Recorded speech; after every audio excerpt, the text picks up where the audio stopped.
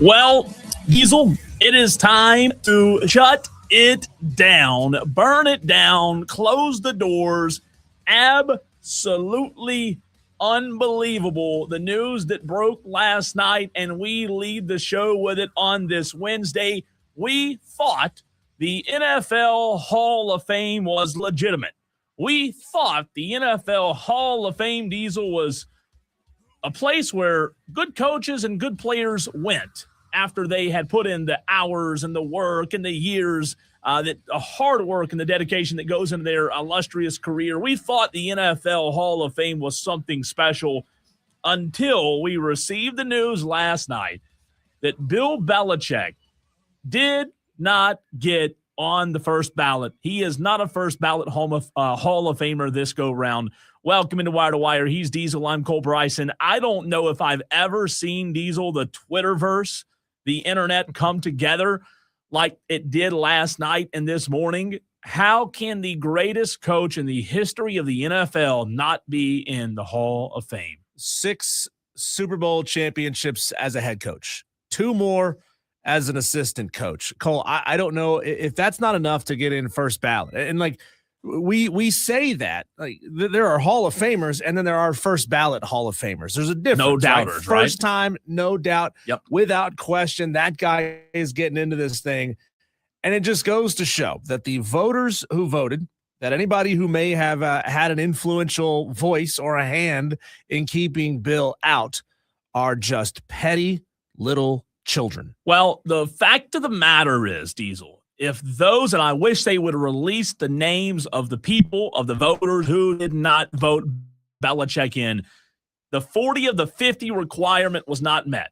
And the fact of the matter is, all emotion aside, take all the emotion out of it. If you voted in that and Bill Belichick wasn't one of your votes, you do not deserve to be voting in the NFL Hall of Fame. You just don't. You can't write the script of the NFL and its history, Diesel, without Bill Belichick. Right. It is absurd. And I've never in my life been a Bill Belichick defender, but here I am. Here we all are. Again, the entire world has come together on this. Bill Belichick not being a first rounder is absolutely head scratching. And for those that are watching the show, 19 already on the stream, Twitter, Facebook, and YouTube. If you're not watching, head on over because I've got some graphics here, Diesel. I see Zach, I see Dewey, I see Shane Barrett, all in the stream. Good to see all of you. We'll get to your comments in just a few minutes. But I want to put these graphics up on the screen for those watching. Bill Belichick, Diesel, snubbed. And when you look at his records and accolades, it is mind-boggling what he's done. Most Super Bowl wins at 8. Most Super Bowl wins as a head coach, 6. Most Super Bowl wins as a general manager. Most Super Bowl appearances as a head coach. Most playoff wins as a head coach. By the way, 31 playoff wins. Most playoff appearances as a head coach, 19. Most divisional championships, 3-time AP NFL Coach of the Year, NFL 2000s All-Decade, 2010 All-Decade, NFL 100th Anniversary All-Time Team. What are we missing? I mean, is it pettiness? Is that what it's coming? Got to be. What are we doing It's here? got to be. They don't like the cut of his jib. There are people out there that believe that maybe he was punished a year for Spygate. That's the reason why he didn't get in. I mean, guys like Bill Polian, who are monumental in this sport, he said that he denied telling fellow voters that Bill Belichick should serve a 1-year penance for Spygate, but that he heard his fellow voters float that idea. If you're in that position and you know this guy should be in the Hall of Fame, why don't you call up your buddies who are fellow voters and say, nah, guys, we're not going to do that. Like, come on, man. Like, it's Bill Belichick. Yeah. He's got 8 Super Bowl rings, okay? He could put a ring on every single one of these fingers except for his thumbs. It is unbelievable the amount of people that sounded off last night and this morning. Patrick Mahomes, J.J. Watt, everybody that has a Twitter account pretty much sounded off on this. And you talked about the pettiness and the Spygate. And look, I mean, maybe that's true. LeBron James talked about it. Patrick Mahomes tweeted out, and saying, don't even understand how this could be possible. J.J. Watt Diesel, he said, I can't be reading this right. This has to be some knockoff Hall of Fame or something. It can't be the actual Hall of Fame. There is not a single world in whatsoever in which Bill Belichick should not be a first ballot Hall of Famer. LeBron James came out last night and he said, man, there's no way I read that right. Ain't no way Bill Belichick ain't first ballot Hall of Fame. That's impossible, egregious, and quite frankly disrespectful. Cam Jordan, Jimmy Johnson said this is just wrong. Number 2, winning all time, more Super Bowls than any other coach. He said a lot of small, jealous voters. So 1 million people have tweeted about it, and we're all on the same side here. I haven't seen one person that's actually came out and said, oh, yeah, I don't think he should be, because that's egregious. Let's say the Spygate thing is true, right? And what you just brought up with the Spygate, maybe that's the reason. What are we really doing, though? Like, are we really going to allow Spygate to, I mean, if you're a voter, Diesel, and you're in that person's shoes, you're not going to vote for him because of Spygate? That's the reason? I mean, I get cheating and being honest, but this is unbelievable to me. So if you think Spygate happened and you negate that season, he's still got 7. Yeah. He's still got 7. He's a first ballot Hall of Famer. You take that away. Look, I mean, if this idea that, they'll get him in the future, it'll be fine. Like he's going to get in on the second try. How are you so sure? If these voters, who are going to be the same voters next year, by the way, are petty enough to do this to Bill once, they're going to do it again and again and again and again. Why would they stop? Right? I mean, the Baseball Writers Association of America, Cole, are notorious for keeping great players out who did things that are untoward, even though they are undeniably great players. So why would we not expect the NFL Hall of Fame voters to be just as spiteful and petty? And, to your point, let's say Spygate's true. That's a stain.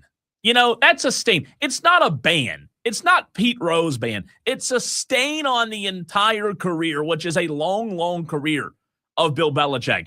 I want to throw up this other graphic. This one is mind-boggling. You're not going to believe this. So if you see on the right, Diesel, the Super Bowls combined of first ballot coaches since 1990, 8 Super Bowls combined. That equals the same number Bill Belichick has. Yeah, 8 equals 8, by the way. Shula, Noel, and Landry. Division titles, 15, 9, and 13. He had 17. Playoff wins. Look at Shula, 19, that's cute. Noel, 16, that's cute. Tom Landry, 20, that's cute. Bill Belichick, 31. Like, he's double. He has more than the 3 combined. He's tied, their Super Bowl. So I don't understand it. Even if Spygate were true and you came out today and showed me evidence that this did happen, I don't look at it the same as I do a Pete Rose type ban. I don't understand how voters can be allowed to even vote. Like the NFL, like I said a minute ago, you can't write the history of the NFL without Bill Belichick. You can write it without, let's see, Tom Noel or whatever, or any of these other guys. No disrespect, but Bill Belichick is the best ever. He's the GOAT. So Spygate be dang. I mean, I can't understand it. Deflategate was a big part of the conversation. I don't know if they used, after Brady retired, he wasn't really that good. I don't want to hear that.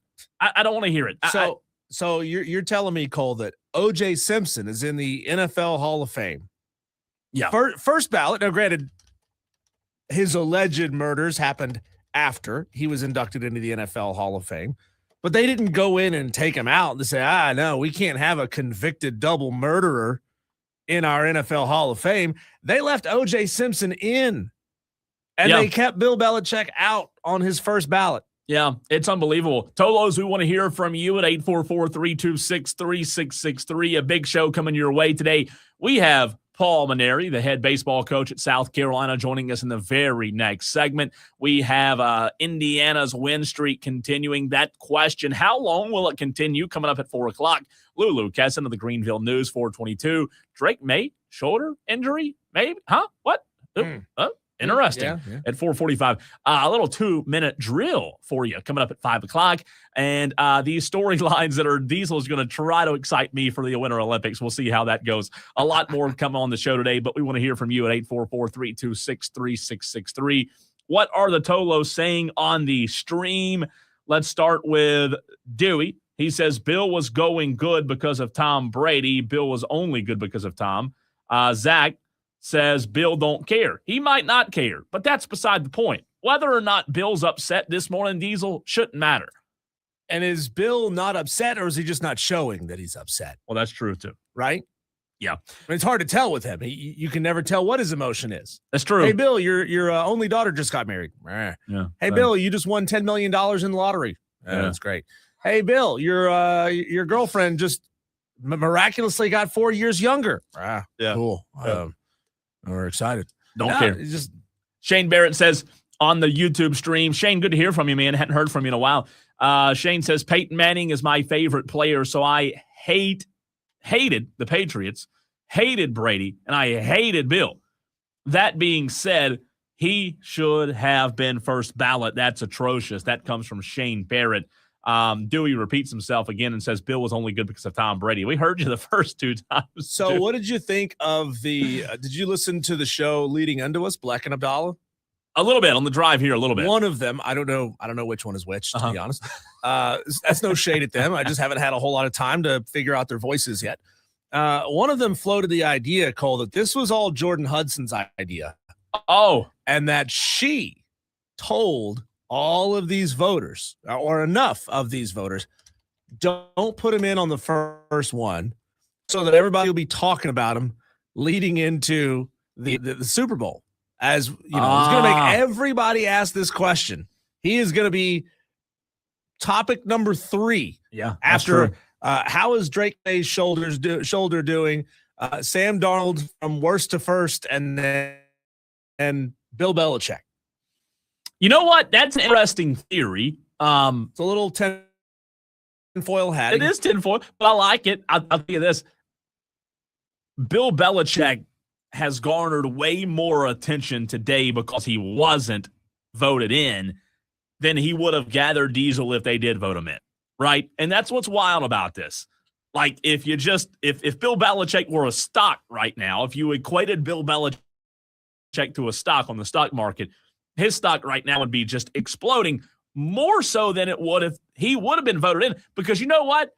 If he would have been voted in to start the show today, you and I wouldn't be talking about it. It also feels kind of final, right? I mean, you get voted into the Hall of Fame, and it feels like there is no chance he's coming back to the NFL after that. But what if an Al Davis type of owner says, you know what? Screw him. Yeah. Bring Bill back. See what happens. That's interesting. Let me ask you this, though. If he were to have been voted in, he didn't get, let me see what it was. He fell short of the 40 out of 50 votes needed, by the way, which is what you need for the induction to the Pro Football Hall of Fame during his first year of eligibility because he's not coaching. By the way, 4 sources, Diesel, with firsthand knowledge of the outcome, told ESPN Belichick received a call from a representative Friday afternoon, last Friday, with the news that he wouldn't be inducted in Canton, Ohio this summer. Several sources who spoke with Coach over the weekend described Belichick as puzzled and disappointed by his inability to secure support from at least 80% of the Hall of Fame. He asked an associate, according to a source, 6 Super Bowls isn't enough. Belichick asked an associate, referring to the championships he won as head coach of New England. He won 2 more as defensive coordinator of the New York Giants. And he also reportedly said, what does a guy have to do?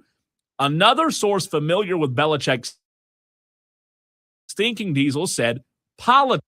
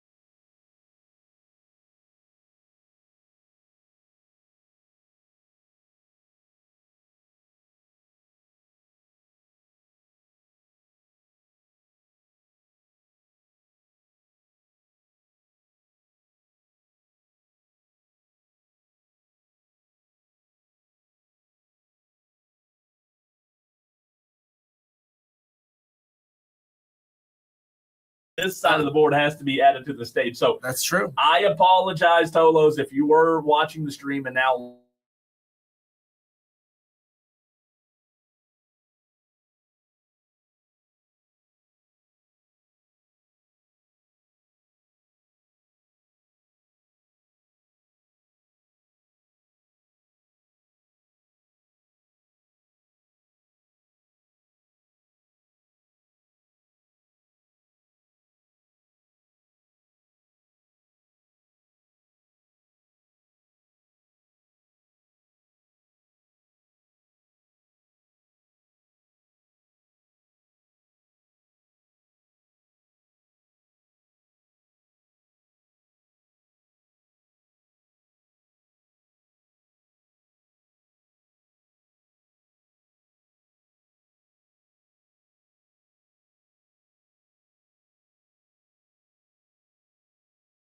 can you see me now? Yeah, we got you back. Sorry, Shane. He said that's why I couldn't hear on the stream, or is my car being wonky? No, I think we had an internet issue. Something to do with the ice melting caused the internet to go. I'm kidding. I'm making that up. But it sounded good anyway. So apologize for that. Interesting news from earlier today, Diesel, regarding a pitcher for South Carolina. A big blow. We'll talk about it as we had Paul Mainieri on, an hour ago? You and I talked to him about an hour ago. Yep. This is a pre-recorded interview because they are scrimmaging right now. But I'll tell you what, I loved having him on. He's really fun to talk to, but my gosh, I hate the news that he broke to us earlier today. You know, yeah, South Carolina Gamecock fans, if you haven't heard about this yet, it'll be the very second question in this interview with Coach Paul Mainieri, South Carolina Gamecocks head baseball coach. That's coming your way next.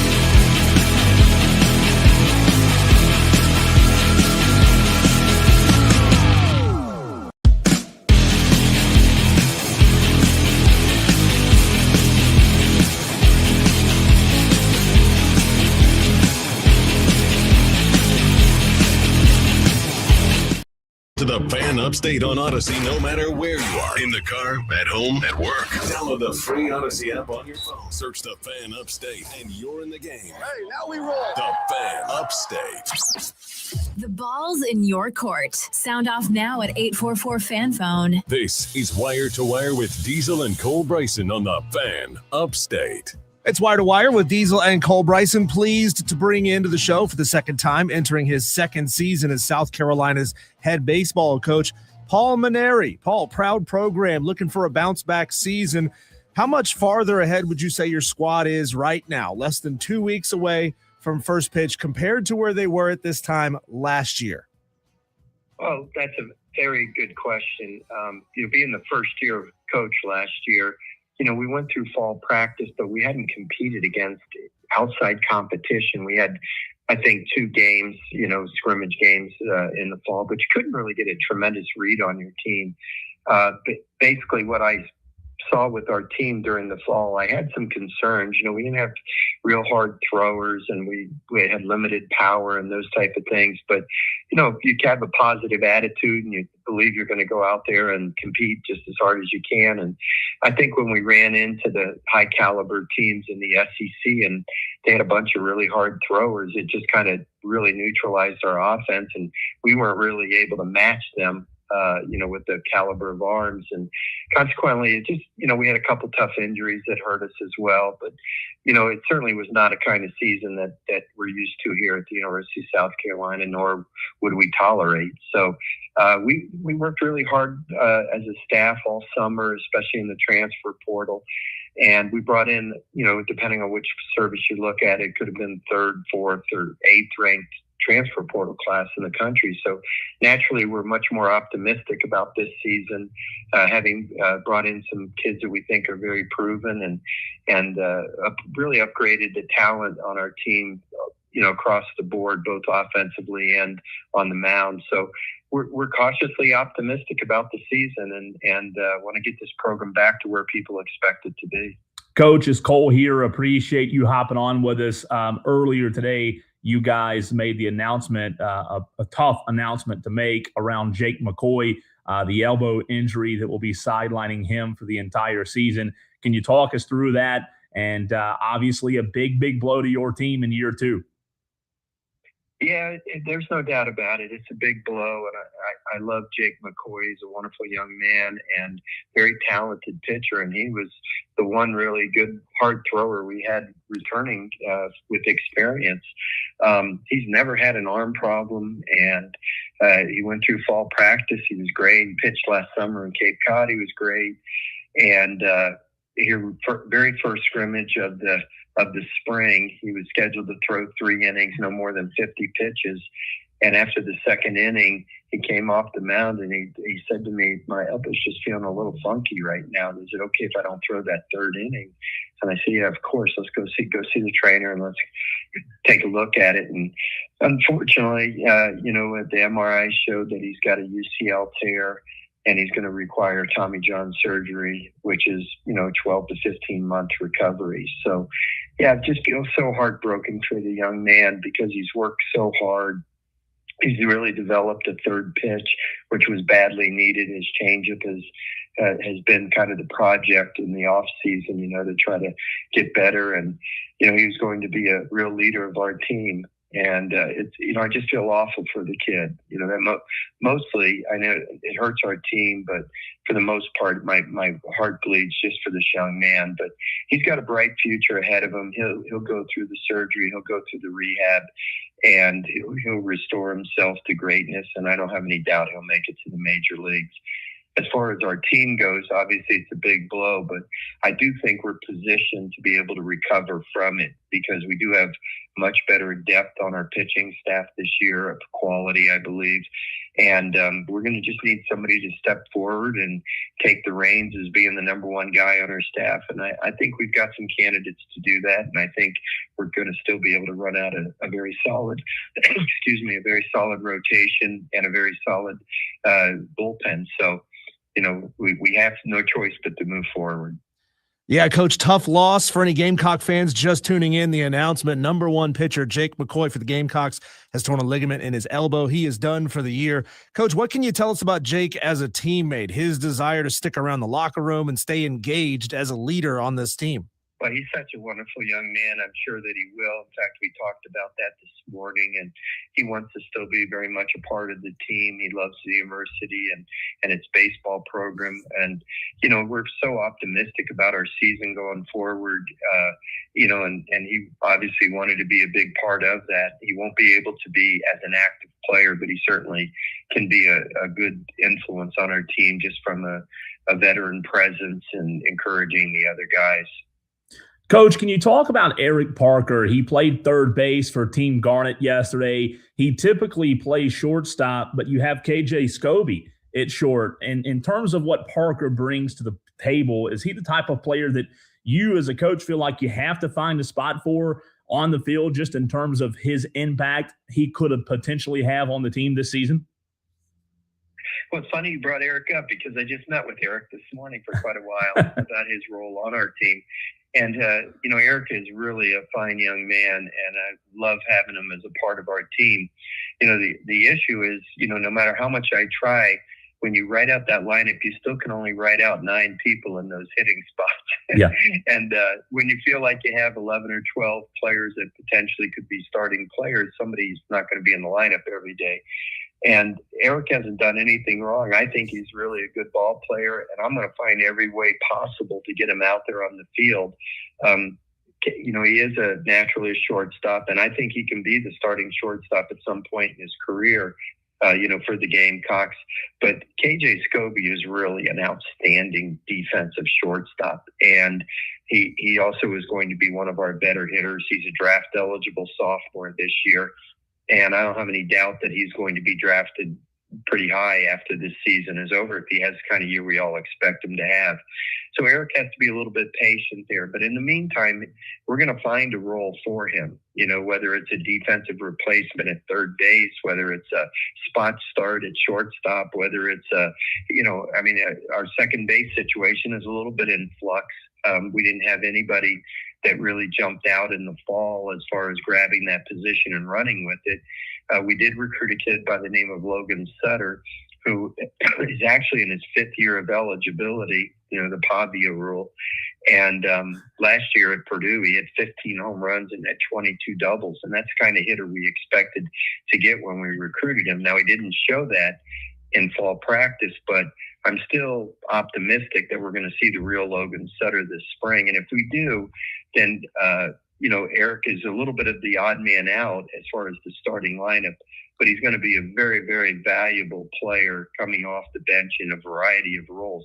And if Logan doesn't hit, then it's a strong possibility that Eric steps in there at second base. So it's important for Eric just to be patient and stay hungry. I think he's going to have a really major effect on our team this year because, as this Jake McCoy injury proved, anything can change in a moment's notice. Coach, talk about your responsibility and, you know, kind of the new role for head coaches in college baseball, trying to get players to gel quickly who come in from all over, Florida, Western Kentucky, Samford, Wake Forest. How has that changed now? How has that changed now in this new era of college baseball? Well, that's a really good question. And, you know, on the surface, it seems like a great challenge. I will tell you this, that my experience as being the head coach of the USA Collegiate National Team one summer, where we were bringing in players from all over the country. There were no teammates, college teammates that were on that team. So all these players came from different schools, different parts of the country and so forth. And I took that as a challenge, is trying to mold that team. We didn't, that was back in the summer of 2018. And I spent a lot of time talking to those players about what I expected before they ever arrived.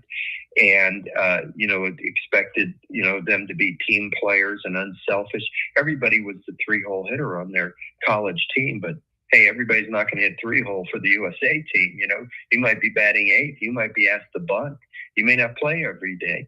And so, you know, I was very upfront with them and honest. And I'll tell you, the camaraderie of that team evolved to the point that here we are several years later. And when I talk to those kids, they tell me how they're still staying in touch with all the players from that team and how they've become such close friends and so forth.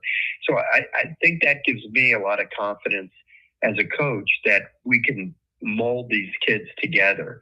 And, I just try to be very honest with everybody and work with them all and try to, we talked about Eric Parker a few moments ago, just try to find a role where they can embrace it and be patient, even though it's not exactly the role they may want. Everybody wants to be the starting player and the three-hole hitter, but not everybody can do that. And if you recruit enough good players to make sure you have depth, there's going to be somebody that's going to have their feelings hurt a little bit as far as playing time. So you just got to find roles for everybody and talk to them about what their role and how it impacts the team and how it's going to lead to the success of the team, and that their time will come. And so it's a challenge. Given your preference, you probably would rather recruit kids as freshmen and watch them grow within the program, which is what I've been used to for most of my career. But I actually have enjoyed working with these kids. They bring a maturity level and an experience level, and so you can talk to them at a little bit different type of conversation. Where they're adults and you're not trying to teach an 18-year-old how to tie his shoes, so to speak. They've been around. They know what it takes to win. And, I've really enjoyed working with these kids. Coach, when it comes to the pitching staff, we talked about the loss in Jake McCoy, but Patrick Dudley and Bryce Navarre are the only pair of pitchers, to my knowledge, that have yet to take the mound so far this offseason. Is the pitching staff as a whole, other than what happened with Jake McCoy, where you would like them to be at this point in the offseason? They really are. I really love our pitching staff. And Patrick and Bryce are pitching today. As a matter of fact, in a couple of hours, we'll have a scrimmage game, and they'll be the two pitchers on the mound. But I'm real excited about the quality and the depth of our staff, and I think Terry Rooney is doing a really good job with all of them. We went into the fall really looking at 10 pitchers as candidates to be starting pitchers for us. And we got that number down to 6 as we started this spring. And now we're probably down to 4. And the 4 candidates, in my opinion, that are really good candidates to be starting pitchers are Alex Philpott, who transferred from Florida, Amp Phillips, who's a transfer from USC Upstate, who I'm sure you're aware of, who played at Spartanburg Methodist, and Riley Goodman, who missed all of last season with an injury to his throwing arm that he had in high school, and he spent all year last year rehabbing.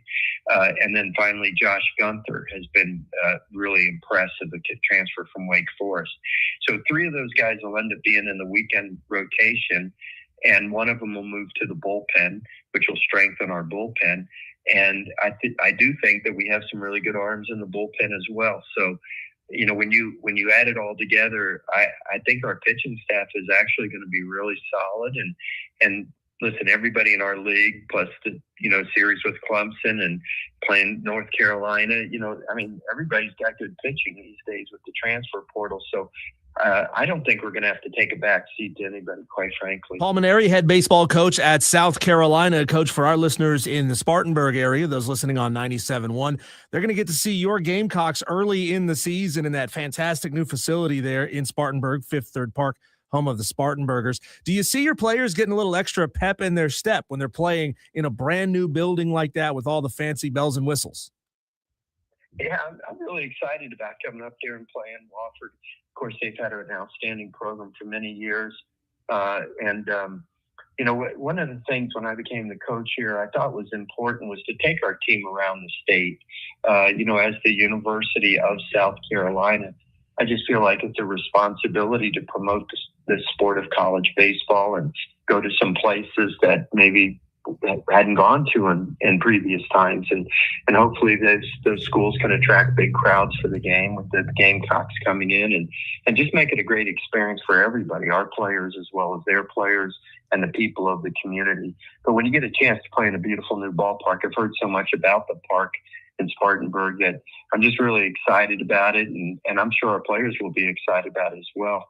Coach, last question for you. This offseason, you brought in 27 new players. You signed the number 4 portal class. You mentioned that earlier in the interview. You only brought back 10 players from last year's roster. What went into that massive overhaul, and what was the philosophy from you and your staff to make those changes?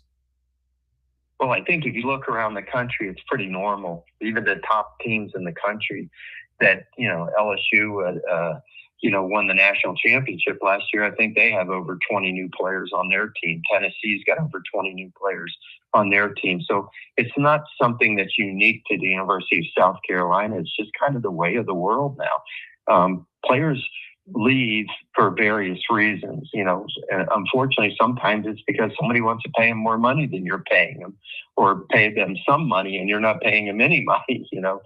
That's just reality. Sometimes it's because by mutual decision, a young man has a better opportunity to play at another school more so than at your school. Sometimes, they leave because, they just want a different opportunity. And sometimes we encourage them to leave. It's a combination of a lot of different things. But, my job is to put together the very best baseball team that we can do at the University of South Carolina for our fans, for our followers, for our university, for the state. But also, my job as a coach is to work with young people and to help them, teach them what it takes to be successful in life. At the core, I'm a teacher and an educator. And so I care very deeply about all of our players. I want to work with them and try to help them in any way that I can. So it's a balance because, we want to have a great team. We want to represent this university the way it's supposed to be represented. And sometimes, changes have to be made in order to upgrade the program to the level that everybody expects it to be. And, Coach, have you done any early scouting on Northern Kentucky yet? Good baseball team from last year. What kind of challenges will they present? Funny you asked that. I just actually got their stats and their roster yesterday, and I was just going over it and seeing who they had returning and who was not coming back. I know we tried to recruit a pitcher that had gone in the transfer portal from Northern Kentucky. He ended up signing with the University of Kentucky, and subsequent to that, he signed a professional baseball contract. And I know they won over 30 games last year, and I talked to their coach a few times. He seems like a really good young coach, and we're just excited about playing anybody, quite frankly. And you get tired of playing against each other every day in these inter-squad scrimmages. So I know the guys are excited, but we've been fighting this weather like everybody else has. Right now we're happy just to get out on the field. It's a balmy 44 degrees today, but the sun is out, and we're going to get ourselves a nice little scrimmage. We're going to scrimmage tomorrow and then Friday as well. And then hopefully next week, after the snow comes through this weekend, hopefully it'll start warming up a bit, and we can get back on schedule with Friday, Saturday, Sunday scrimmages the following weekend. And then there it is, February 13th, opening day. So it's just game one of 56 challenges that you're going to have during the year. Of course, we've got big series coming up. After the opening weekend, we have a really neat weekend in store where we're bringing in Army West Point, the Air Force Academy, and the Naval Academy, and what we call our Salute the Troops weekend. And that's going to be a lot of fun. We have parachuting team coming in from the Air Force Academy and all kinds of other things to celebrate our military. And then the following weekend, of course, we have the big series with Clemson. So before we hit the SEC schedule, we've got some really big games. And of course, you talked about the trip up to play Wofford. We're looking forward to that. So, 56 games and one at a time, and we're going to have a much improved team out there this year. And then, Coach, as we let you go, the most important question: sunflower seed flavor of choice. Are you original, dill pickle, ranch? What's who? Well, I'm an original guy, but I don't know how these guys do it. They put a handful of sunflower seeds in their mouth, and they can work their tongue and everything else to crack open the seeds. I've never been able to master that. I got to get in there with my fingers. So during the course of the game, I don't want to get my fingers all sticky and salty and everything. So I don't really do it during the ball game. Well, Coach, you're the best. As always, we appreciate your time. Best of luck this season. We'll talk to you again soon. Okay, guys. Great to be with you both.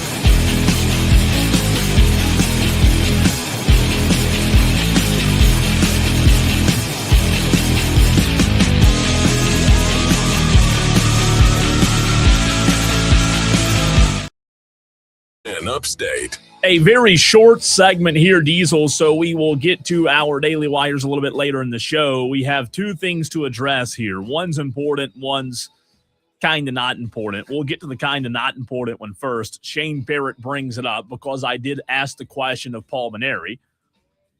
What's the superior sunflower seed flavor? Are you a sunflower seed kind of guy? I love sunflower seeds. Me too. I was 100% with Paul. I can't do the mouthful of sunflower seeds because they all get soggy and you can't crack them open anymore. No, you can't use your tongue, though. How do you describe it? No, How do you describe it's it? wrong, Paul, to describe what young boys do with their tongue. It was funny. It was funny. I can't do it. I like the ranch flavor. Ranch is good. Flavor is my number one go-to. I like ranch, but ranch is not as good as dill pickle. That's also very good. Dill pickle, the How many Biggs different flavors brand. are there? Oh, there's all kind. There's all kind. And there's so many different brands out there now. Sunflower seed flavor has become such a huge thing in the baseball world. Like everybody has their own sunflower seed brand now.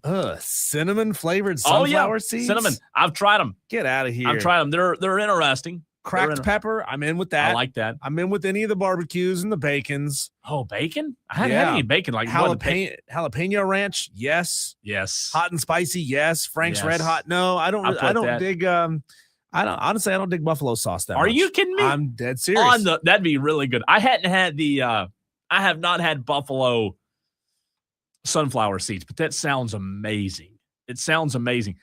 I have you had dill pickle? I have. And you it's like amazing. It? Yeah. It's amazing. There's Old Bay seasoned sunflower seeds, cheeseburger flavored, peanut butter and jelly flavored. Ugh, that sounds awful. We gotta try it, Taco Bell, Taco Supreme. I've had that one. It's in a purple bag. Are we gonna bring back, Cole? There's something we did on this show a long time ago. We tasted all the flavors of Wrap Snacks. Oh yeah, on the love show. Wrap Snacks. Yeah. Should we do all of the sunflower seed flavors? I think so. Over the summer? Yeah, that's a we got to do we got to review all the flavors. That's a good idea. That's a good idea for the summertime. Shane Bear on the stream says buffalo bacon is awesome. I hadn't had buffalo bacon. Is that one flavor or is that two different? Well, the buffalo is Frank's Red Hot, which is basically so buffalo good, sauce. Though. That's so good. But imagine mixing the two together. Might buffalo be good. sauce and bacon. Bacon's good on anything, right? Get out of here. RJ says, to quote Leonard Skinner, "I'm a simple kind of man." Says, There give you me go. David original sunflower seeds all day. See, like, here's the thing. Here's the problem. Original at one point in our lives, original was good. It's all we had. It's all we had. But then original became not good because you had dill pickle. You had ranch. So, like, yeah, I used to love original, but I won't eat original now. It just won't do it. No. It's just plain. It's just nasty. It's terrible. terrible. So what that means is you don't actually like sunflower seeds all that much. You just like all the dried flavor. Yeah, absolutely. Can you give me a mashed potatoes and gravy flavor next, please, with extra pepper? No, you're right. That's what it comes down to. I like the flavor. I'm guilty. That's a good one.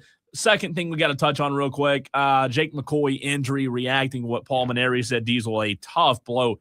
He was their only guy they were bringing back from last year in terms of starters. They only brought back 10 guys total from last year's team. So maybe that's a good thing, though.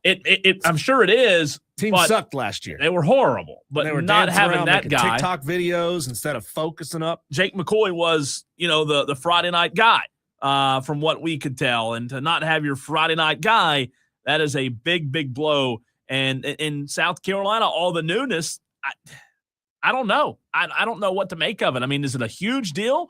I don't know that it's a huge deal. I think it's a big deal. But you can get away with it if you're playing in the Sun Belt Conference, and that's not any hate on the Sun Belt Conference. Had a team playing in the National Championship Series last year, but playing in the SEC, not having your Friday guy, that puts you in a hole every single series. But he also talked about in that interview, and I thought it was interesting, was he mentioned the depth. And he talked about what a big loss it was, because it is a big loss. But he also said, hey, I think our depth in the pitching rotation is better this year than it was last year. And now, to be fair, he came in last year. None of those guys that were on the team last year were really his guys. It was more the previous staff. It was more Kingston's guys. He came in. You said it. They were absolutely horrible. Make no bones about it. So I guess I land somewhere in the middle. to your point, they are in the SEC. Not having your Friday guy in the SEC is very, very difficult. We'll see if that depth can pay off. But nonetheless, a very big blow for South Carolina and Paul Mainieri. Tolos, yesterday we went down Clemson's schedule that's already been released for the 2026 season. When we come back, I want to look at our defending national champions, the Indiana Hoosiers. Just how long will their streak continue? What do we think about their chances next year? We'll talk about it next on the Fan Upstate.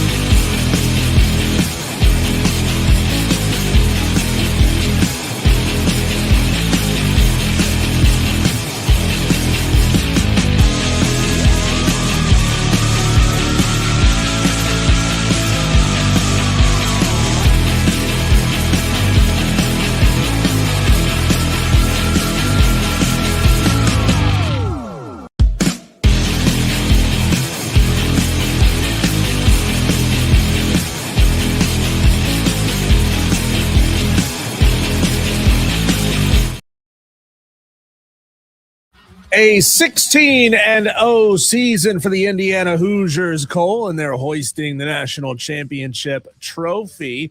The question I have for you and for the Tolos, just how long can they keep this 16-game winning streak alive? We'll take a look at their schedule for the 2026 season here in this segment. Welcome into Wire to Wire. He's Cole Bryson. I'm Diesel, and you Tolos watching on the stream, all 162 of you. Welcome to the show. Let's Drop go. a comment and let us know, right? Like a lot of people will tune in and they'll just lurk, right? Lurking is when you watch the stream, but you don't actively participate and comment. We would love to see a name that we've never seen before. Drop a comment on the stream today. Jump in and do it. And if you've never been on the stream before, do it. You get to see our ugly mugs and you get to chop it up with Dewey, the famous Dewey, the world famous Dewey. Let's put it that way. There's a sign of him in, I believe it's Amsterdam, a billboard, and it says Dewey, and it points toward the United States. Interesting. Yeah. Shane Barrett is in the stream. We got a bunch of Tolos watching right now. Want you to be a part of the stream as well.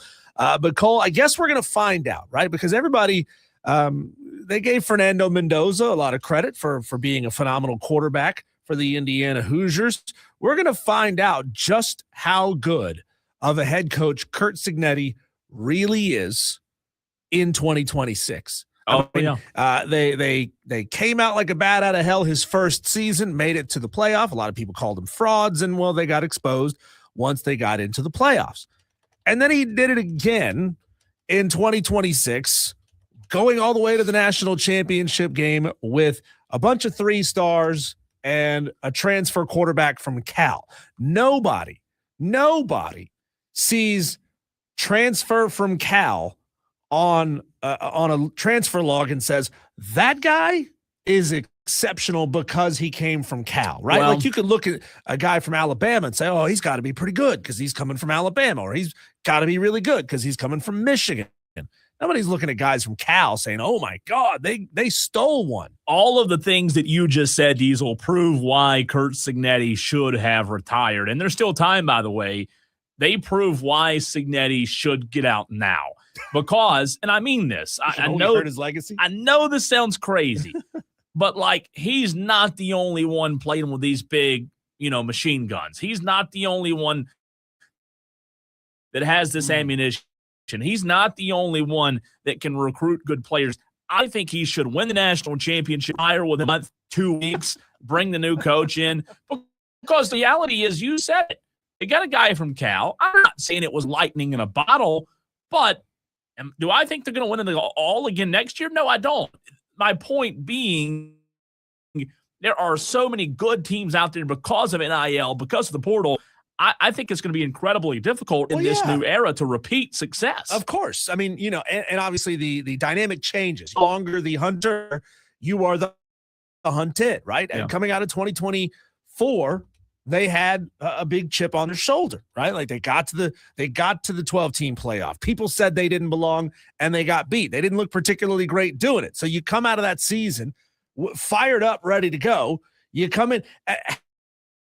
Had they already had Fernando Mendoza on the roster in 2024 coming into 2025, I would have said, oh, okay, you would expect him to take an incremental step. But no, they bring this guy from Cal. And he's fantastic. And, I want to caution anybody, Cole, from thinking, well, if they can't back it up and do it again, well, then they weren't really that great in the first place. I look at every season like it's siloed. I think you cannot detract from what Indiana did in 2025 by what kind of results they have in the future. Maybe they got lucky. Maybe lightning, struck, but they were a really good team, and you can't take that away. You can't qualify. You can't disqualify that. If they go out and have an 8-4 season next year, it just means that they weren't as good this year. And now the rest of the Big Ten is on notice. Like Michigan is on notice. Ohio State is on notice. Wisconsin, Southern Cal, they're all on notice that this Indiana team is really, really good, and you cannot sleep on them. Well, that is why a couple of weeks ago we had this overreaction. You remember, Diesel, and we talked about it. I brought this up. That's why I kept saying, hey, Curb Street, everybody else, let's just pause before we say, yes, Miami's going to be back. Yes, Indiana's going to be back. Because, I love Curb Street more than anybody, but I am telling you that those guys out there are guilty of, and they did it in the national championship that night after the game. They said it on air. We're all guilty of just saying, like, Signetti's so good, Diesel. That program, like, they're going to be really good. It's not the Nick Saban, Dabo Swinney era anymore where you can sustain that success. I'm not saying they're going to fall off the face of the earth.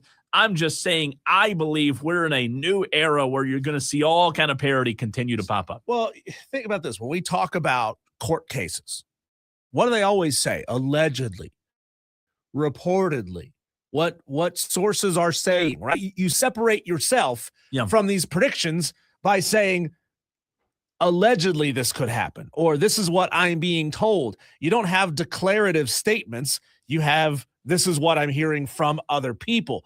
It's okay to have that little degree of separation between you and some wild prediction, because if your wild prediction that you say this will happen doesn't happen, you end up looking like an idiot. The problem is, Cole, they don't fire people for looking like idiots repeatedly on television or on the radio. If they did, we wouldn't be here, and Paul Feinbaum would be living in Canada right now. Now, by the way, you look at their schedule, not putting the cart before the horse here. It's tough. It is. It's tough.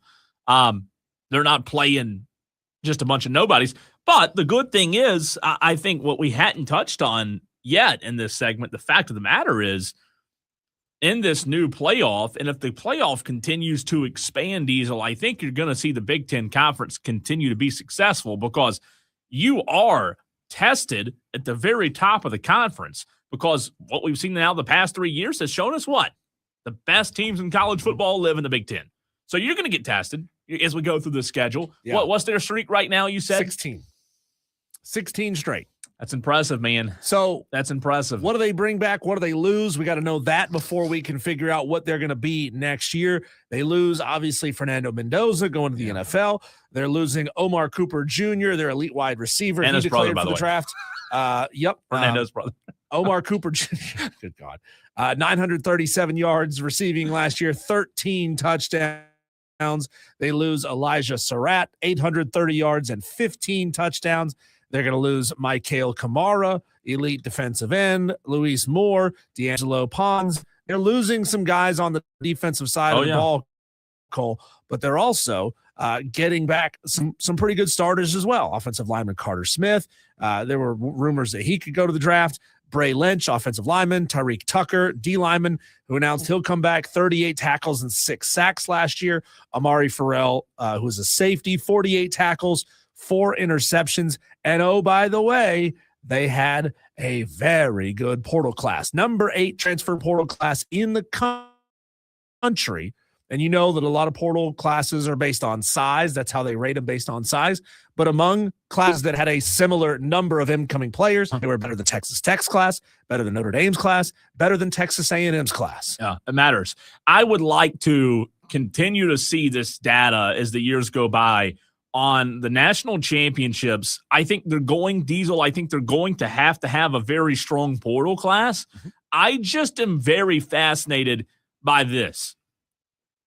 Fast forward 5 years in the future, right? Then you look back and say, hey, all these national champions, I would bet they all had strong portal classes. Where were their recruiting classes? Because I just wonder if we're not throwing recruiting by the wayside, but like if Curt Cignetti can all of a sudden develop this new methodology, and it's not new, everybody's trying to do it. Lane Kiffin's doing it, LSU. This methodology, this way in which he goes about building a roster to where it's completely different than what Shane Barrett brought up with Saban in a different era where Saban built a program. Now, we've said multiple times on the air, you're not building programs anymore, right? You're building teams. 1 year, 1 year, 1 year. However, I would say, Diesel, I think even though you're not building programs anymore, if a Cignetti type can continue this success, you stack those years, and that's when you get those great programs back. It's just, in my opinion, so much harder to sustain it in today's era with everybody having this money at their disposal. You know, I'd be fascinated to learn and to see if any head coach can win a national championship and then follow that up with a quarterback they recruited out of high school. Somebody who works their way up through the system, right? I mean, everybody wants to just say, who cares about number 2 and number 3 in the quarterback depth chart? We got to go get somebody out of the portal. I mean, that's not to say that, the number 2 quarterback at Miami might not have been a really good quarterback, but they said, well, we have a better chance of winning with Darian Mensah. Why wouldn't you give the guy who you believe did enough to spend 2 or 3 years in high school bringing that guy in, and then 2 or 3 years developing him to get him to this point, and you just say, those 6 years don't matter. Darian Mensah's available. I would love to see a coach that can parlay a national championship not into being more attractive to portal recruits, but being more attractive to high school recruits and doing a better job bringing those guys up through your system and then filling your holes. That sounds weird. Through the transfer portal. By the way, they're bringing in quarterback Josh Hoover from TCU. Very good season last year with the Horned Frogs, 3,400 yards, 29 touchdowns, 13 interceptions.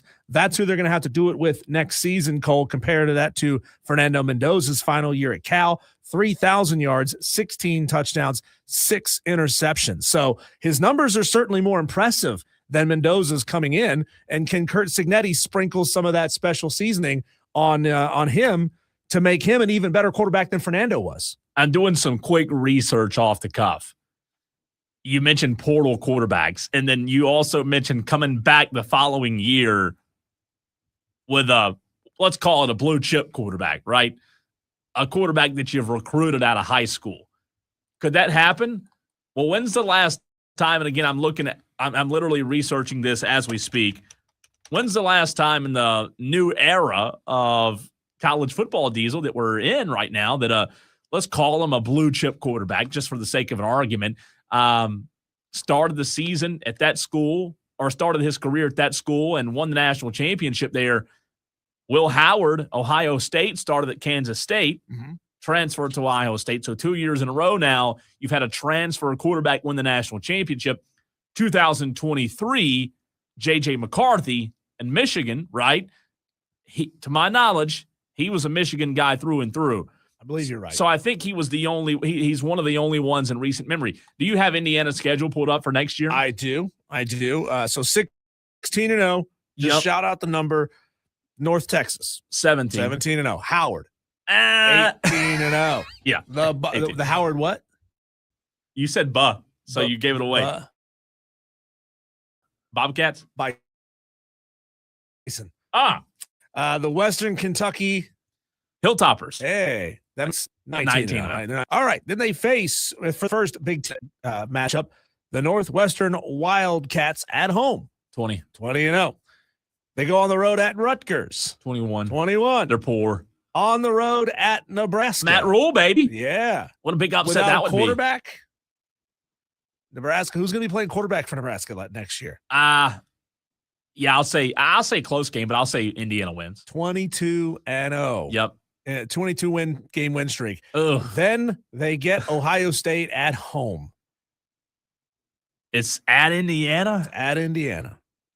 I'll go right now today. That's, subject to change. I'll go Ohio State wins that game. So I think that's where you got an older Julian Sayin, right? You've got people don't realize, Diesel, that one thing that wasn't talking, Ohio State's roster was really young this year, and they were still really good. Their defense was really good, really, really good.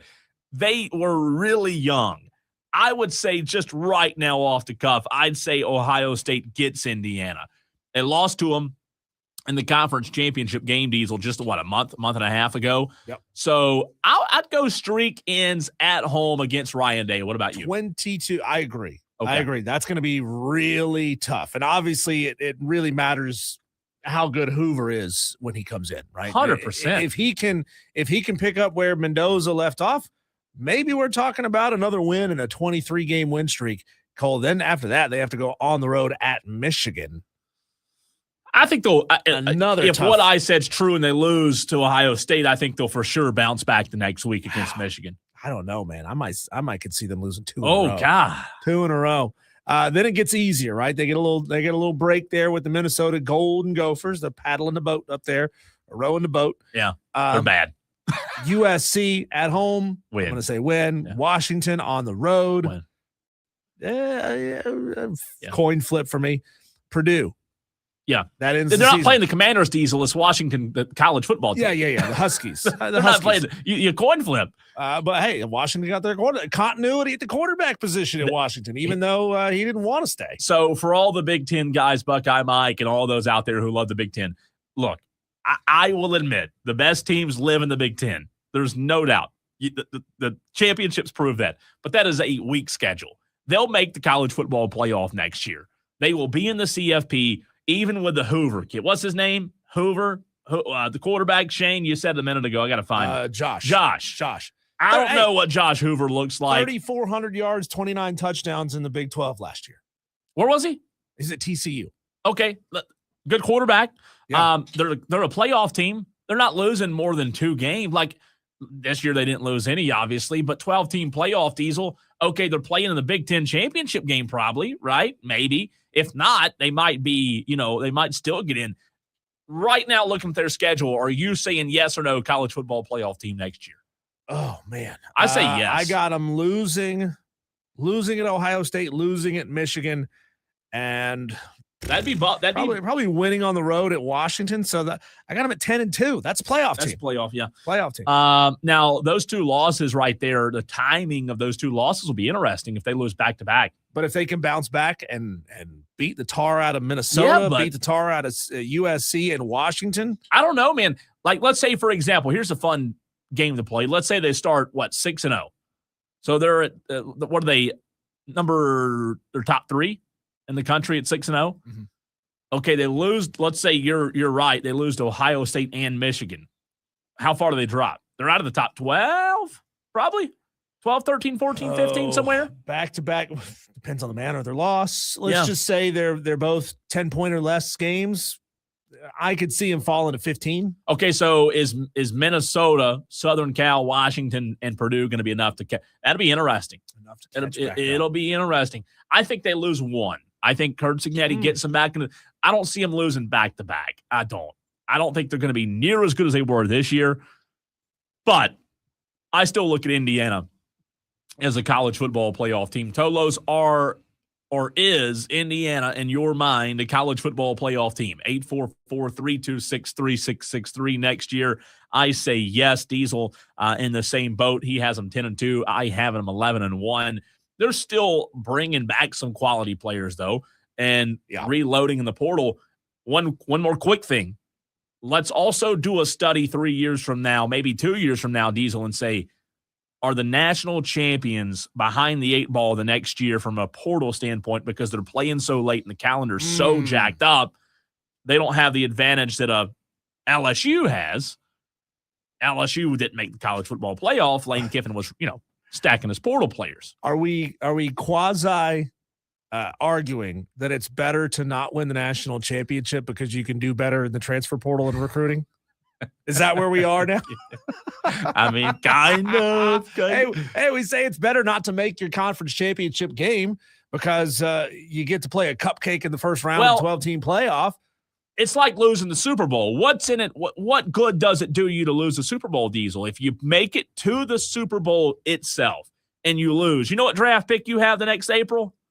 Not a good one. Next to last. You made it to the losing the Super Bowl sucks. I mean, like, not just in the moment, but for the next year because you're at the bottom pretty much picking in the draft. So it's tough. It's interesting, though. Hey, they're going to be off to a monumental start, a monumental streak. Cole will still pale in comparison to Miami's 34 straight from 2000 to 2002. I'm talking about modern era. I know Oklahoma 147. I know Washington 140 in a row from 1908 to 1914.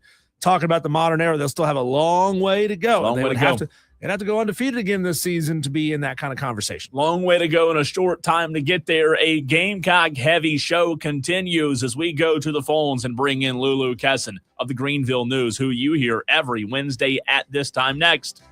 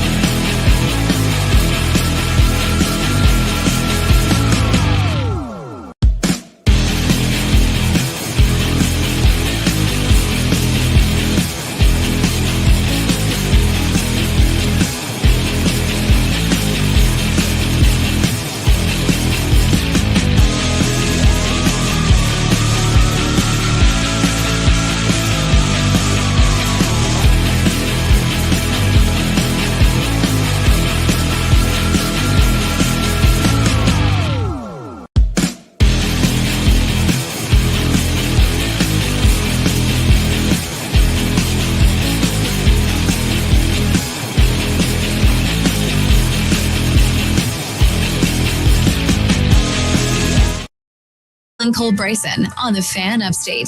Time to talk Gamecocks, and who knows what else we'll get into with Lulu Kessin of the Greenville News. Lulu joins us, is kind enough to join us every single Wednesday at this very time.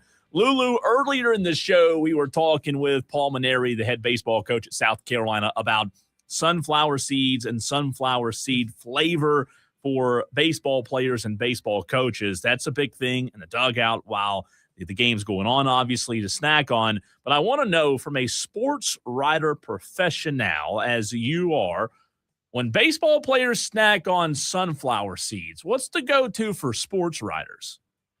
Ooh, I love that question. I'm a big salty person. Like, I much prefer to snack on an easy thing would be like goldfish, but I almost always have gum in my mouth when I'm covering a game. And most of the time during a press conference, I'll usually spit it out or shove it on the roof of my mouth right before I ask a question. I try not to be smacking gum when talking to people, but definitely during a game when I'm in the zone, I have a pretty big wad of gum in my mouth. Lulu Kessin of the Greenville News. Dawn Staley pulled Medina Okot out of the starting lineup against Vandy a couple nights ago, and it lit a fire back in her. She had a breakout performance there. Dawn Staley has talked about it. Tessa Johnson has talked about it. What has Medina had to say about being pulled? Yeah, and I don't want to put words sort of in anyone's mouth, but I do think, over the summer when Medina was getting here, she was pretty honest. She hasn't seen her family in a few years, making the move from Kenya to come here to play at Mississippi State. She didn't really get to go home between leaving Mississippi State and coming to South Carolina. So it's a lot. It's an adjustment. She has a lot of siblings. There's a lot of sort of layers to what it meant coming to, South Carolina and this really big move. And as Dawn sort of alluded to, it's a mental adjustment. It's hard, the role that she had. Yes, she started, for the Bulldogs, but she's, in, just to say it, big brother team now. And so I think that the adjustment, though we didn't get to talk to her directly after the game, I think you could tell it worked, regardless if it's permanent, regardless if she's going to be back in the starting lineup. Just getting her confidence back, knowing that the pressure was taken off her a little bit, I think was really wise of Dawn. And I think that Medina was able to see herself in a different light almost. And normally you don't get a change like that. You don't get results right away. And I thought it was really impressive that after starting and then playing with some other people, she then comes off the bench and, drops 17 points still. Talking to Lulu Kessin of the Greenville News. Lulu, dive into the story you posted not long ago on GreenvilleOnline.com about Alicia Tornabese and you speaking with an old teammate of Alicia. And I guess the second part of that question, from what you've seen, from what fans have seen from Tornabese, is she scratching the surface? Is the ceiling a lot higher than where she is now in your mind? Absolutely. I don't want to speak.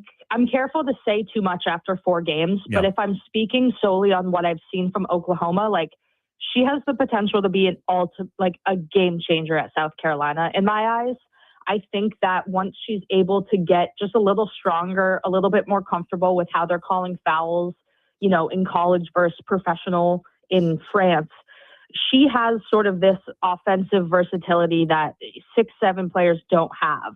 And she has speed. She can handle the ball. She brings so much on offense. And that's sort of what her teammate was telling me, that she was she's really tough. She's really competitive. She's quiet. She's shy, but don't mistake that for weakness.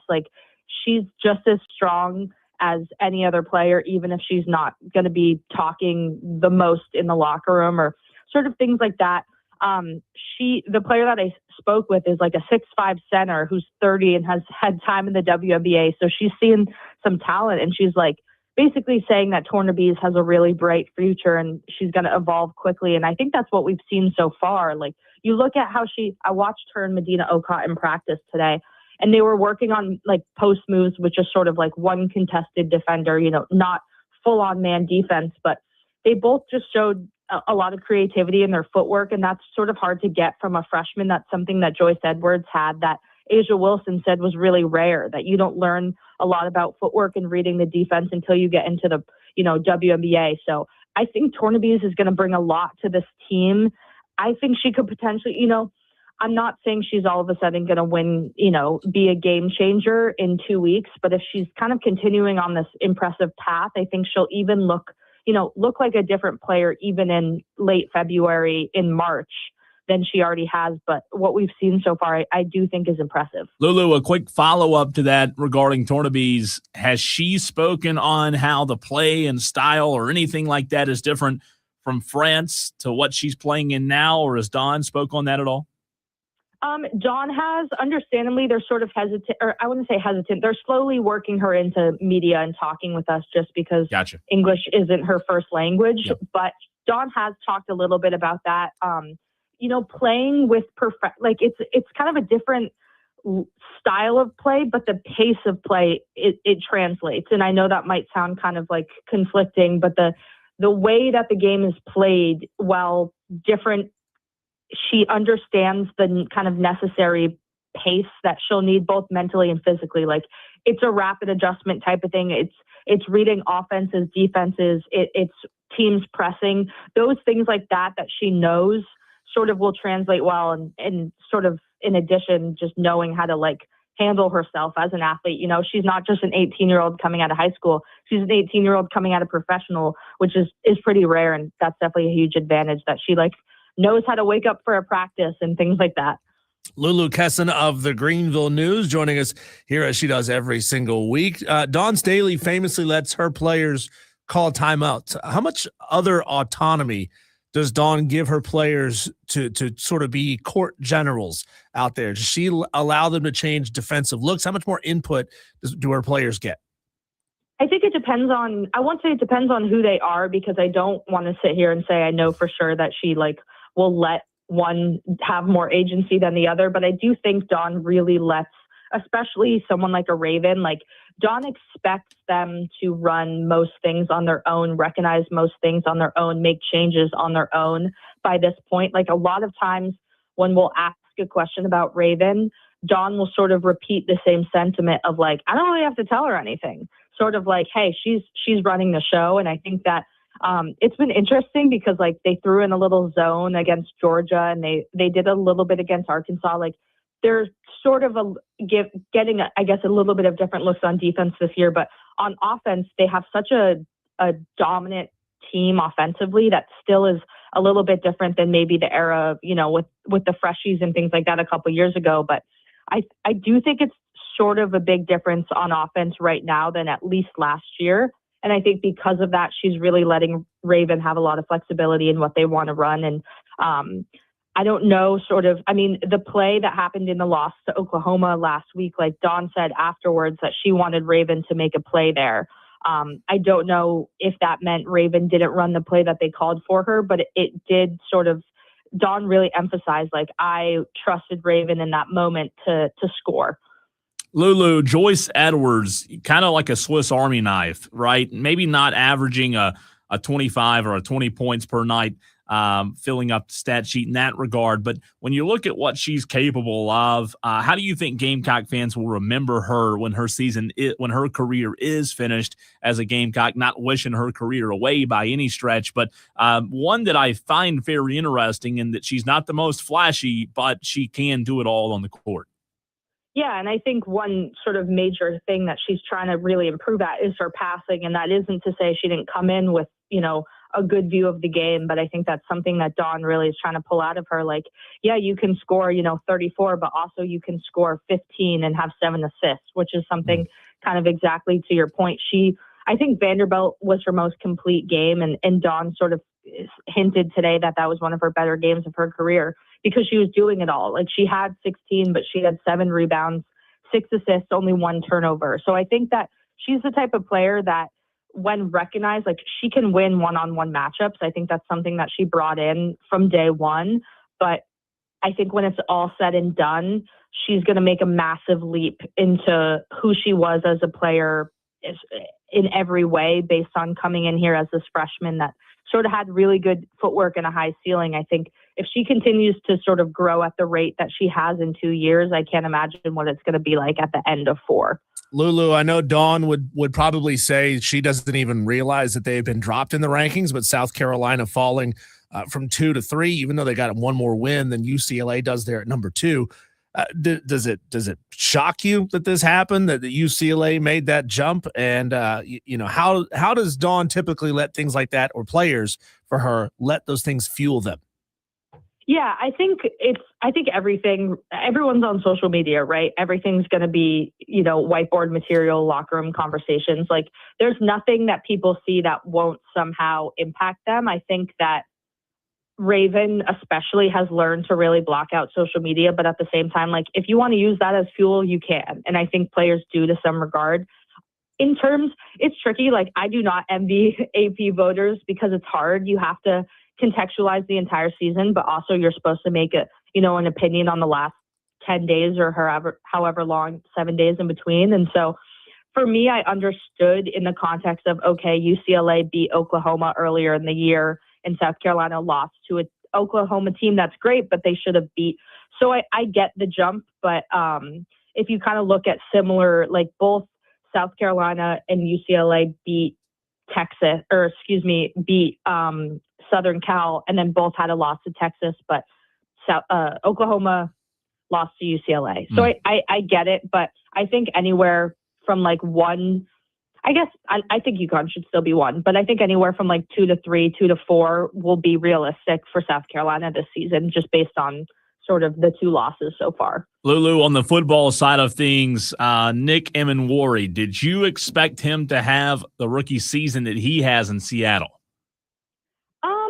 I don't want to be like, yeah, I totally did. But something that I've really remembered is, like, with Clayton White, he said so many times, like, there's not going to be someone like Nick Mainieri for the next 20 years. Like, that's something he said this summer.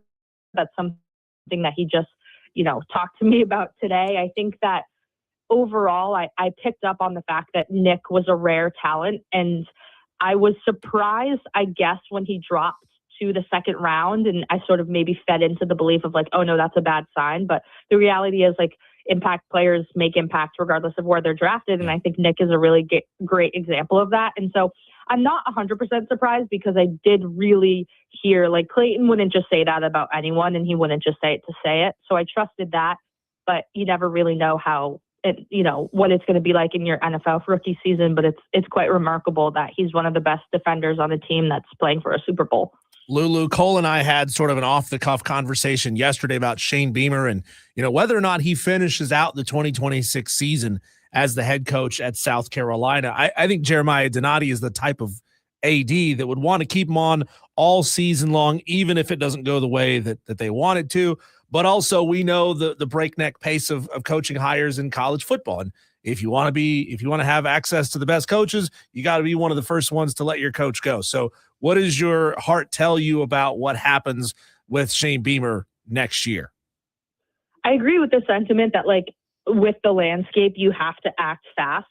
I think overall, I'm not the biggest fan of mid-season firings, only because I think that it doesn't solve a ton of problems and could create more for the rest of the season for players that you have. But the reality is, yes, you have to sort of jump on coaches and make decisions, even if it sort of negatively impacts a lot of other people in ways. But in regards to that, I wouldn't be surprised if, say, the season is going poorly, but Donati is saying, okay, you have till the end of the season, because half of college football fired coaches last year and they're all in their first years, and a lot of people are getting their first chances too. Like, I think it would have been, it's a different dynamic knowing how many coaching changes were made over the last 2 months. And so going into next year, I do think that'll sort of set a different tone and expectation for more to come, just based on, I guess, what we've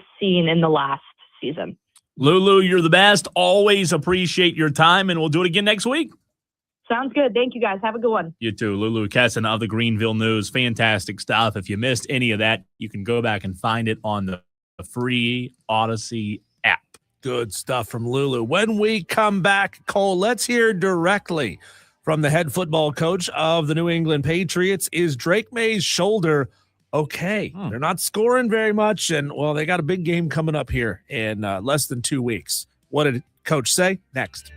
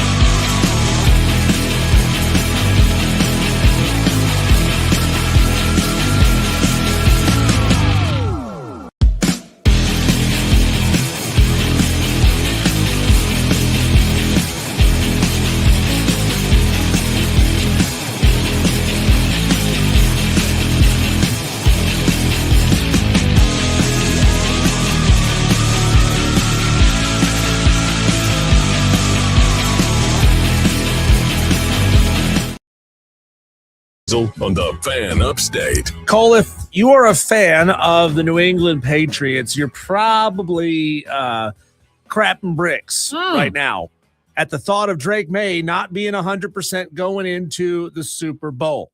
Well, Mike Vrabel was asked about how healthy is Drake May going into the Super Bowl because, believe it or not, it's pretty important to have a healthy quarterback in that biggest game of the year. I just wonder, do you think Mike Vrabel's comments here should give people any confidence or peace of mind going into this game? Here's Coach. Starting yesterday, the internet doctors have seen an issue in Drake May's shoulder following a hit during the AFC Championship game. Is he 100% healthy today as you guys get ready? There's not a player on our team that's 100% healthy. Is he healthy enough to play at a high level? I would imagine we'll go through the injury report, and whenever we have to turn that in, we'll turn it in. But nobody's 100%. It'll be our 21st game. So, look, I know coaches are cagey. You know, they don't want to give away too much information about the health of players, and they've got almost 2 weeks to get healthy, right? So you got time to give them an opportunity to rest. But is not denying it there kind of a tip of the hat saying, you know what, maybe he's not feeling very good right now? Well, it's probably banged up. You know, it kind of sounds like he's banged up. And, you know, essentially, Diesel in that audio there, Vrabel's right. Nobody's healthy right now. It's the NFL, and you play in all these games and the extra games that Goodell keeps throwing at us every single year. It feels like it's hard. I mean, I read that list last week, man, of all the injuries in the NFL right now and the tears and it's terrible. How much do you read into what he said? Look, if I was a Patriots fan, I wouldn't be thrilled. I don't know that I would be like hitting the panic button yet either, but you're right. He wasn't great last week through the air. He was on the ground, but it's definitely a concern.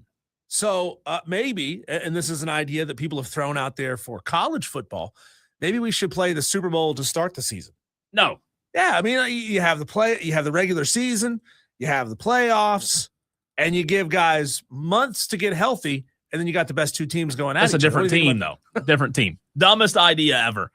You said we should do that with bowl games. Yeah, the bowl games don't matter, though. Different teams. Bowl games don't matter. But if you play it at the beginning of the season, it does matter. No, bowl games are meaningless. They're meaningless. I think it's important to watch, especially when you talk about Seattle's defense, because Seattle's defense this year has gotten after the quarterback, and they're really strong. And you look at their defense, man, especially last week, you just don't find many holes. So if you told me that Drake May goes, I don't care if he's fully healthy. I'm still picking Seattle. I think it's the lock of the century to take Seattle in that game, 3.5, 4.5, whatever it is. But if you did tell me he's a little gimpy or whatever the injury is, I don't know when the first injury report has to be released, but I think that definitely – I think it makes them more one-dimensional. I'm not saying it makes them one-dimensional because they've been able to run the ball. Trayvon Henderson didn't run it a lot for whatever reason. The Ohio State running back Diesel last Sunday, he was kind of their number 2 guy. But, boy, if he's not 100%, does it put a lot of pressure on everybody else or what? Who would you rather have, Sam Darnold at 100% or Drake May at 90? The way he's played the last 2 years, I'd say Darnold, and that's no slight, that's no disrespect to Drake May because Drake May's been really good. I like Drake May. I'm pulling for Drake May. He's a likable guy. He's a hometown guy, right?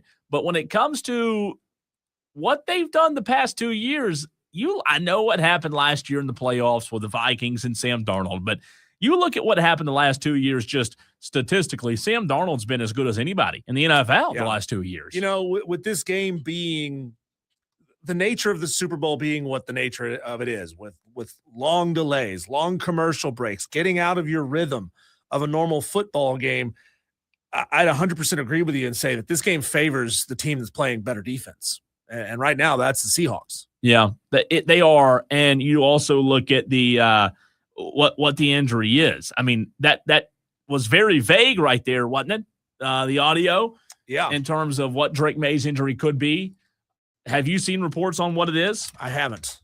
And see, that's big. I mean, if it's something lower body, it's a shoulder injury is what I've seen. His apparent shoulder injury is now, look, Drake May's been really, really good with his legs. And for whatever reason, teams this year have not been able to stop him running the football. I think Seattle's going to say, hey, look, we've got 2 weeks to prepare, guys. We've got to make sure that cat does not run on us because he ran on everybody. So if it were lower body, I might would be a little more concerned, but yeah. But hey, if I'm Mike Vrabel, I'm playing up the fact that his shoulder's hurt. I'm making them think that, hey, this guy is going to be very limited with his arm, and we're going to sell out to stop him on the run. And then hopefully he's back to 100% and he's picking this team apart. That's if I'm Mike, I'm saying, man, I don't know. Like we're having to get our backup ready. We want to, all contingencies. We want to be prepared for these things. I'm playing up the fact that Drake May is hurt. Or I wonder if this is just the football gods in a way. The Patriots just beat a quarterbackless Broncos team. Well, it's only fair that now you got to take a little bit of their rib cage as well, right? Yeah. So it's interesting. I mean, like it. It's definitely something to monitor. If they came out, hey, if he's on the injury report in the next couple of days, it's a concern. But then again, wasn't Sam Darnold on an injury report? He was oblique strain or something 2 weeks ago. Yeah. So who knows? Couldn't tell. Diesel, it's time for the first time ever on this show, a 2-minute drill. You and I, football season's winding down, but we've still got to get in our best 2-minute drill form. We'll do that next.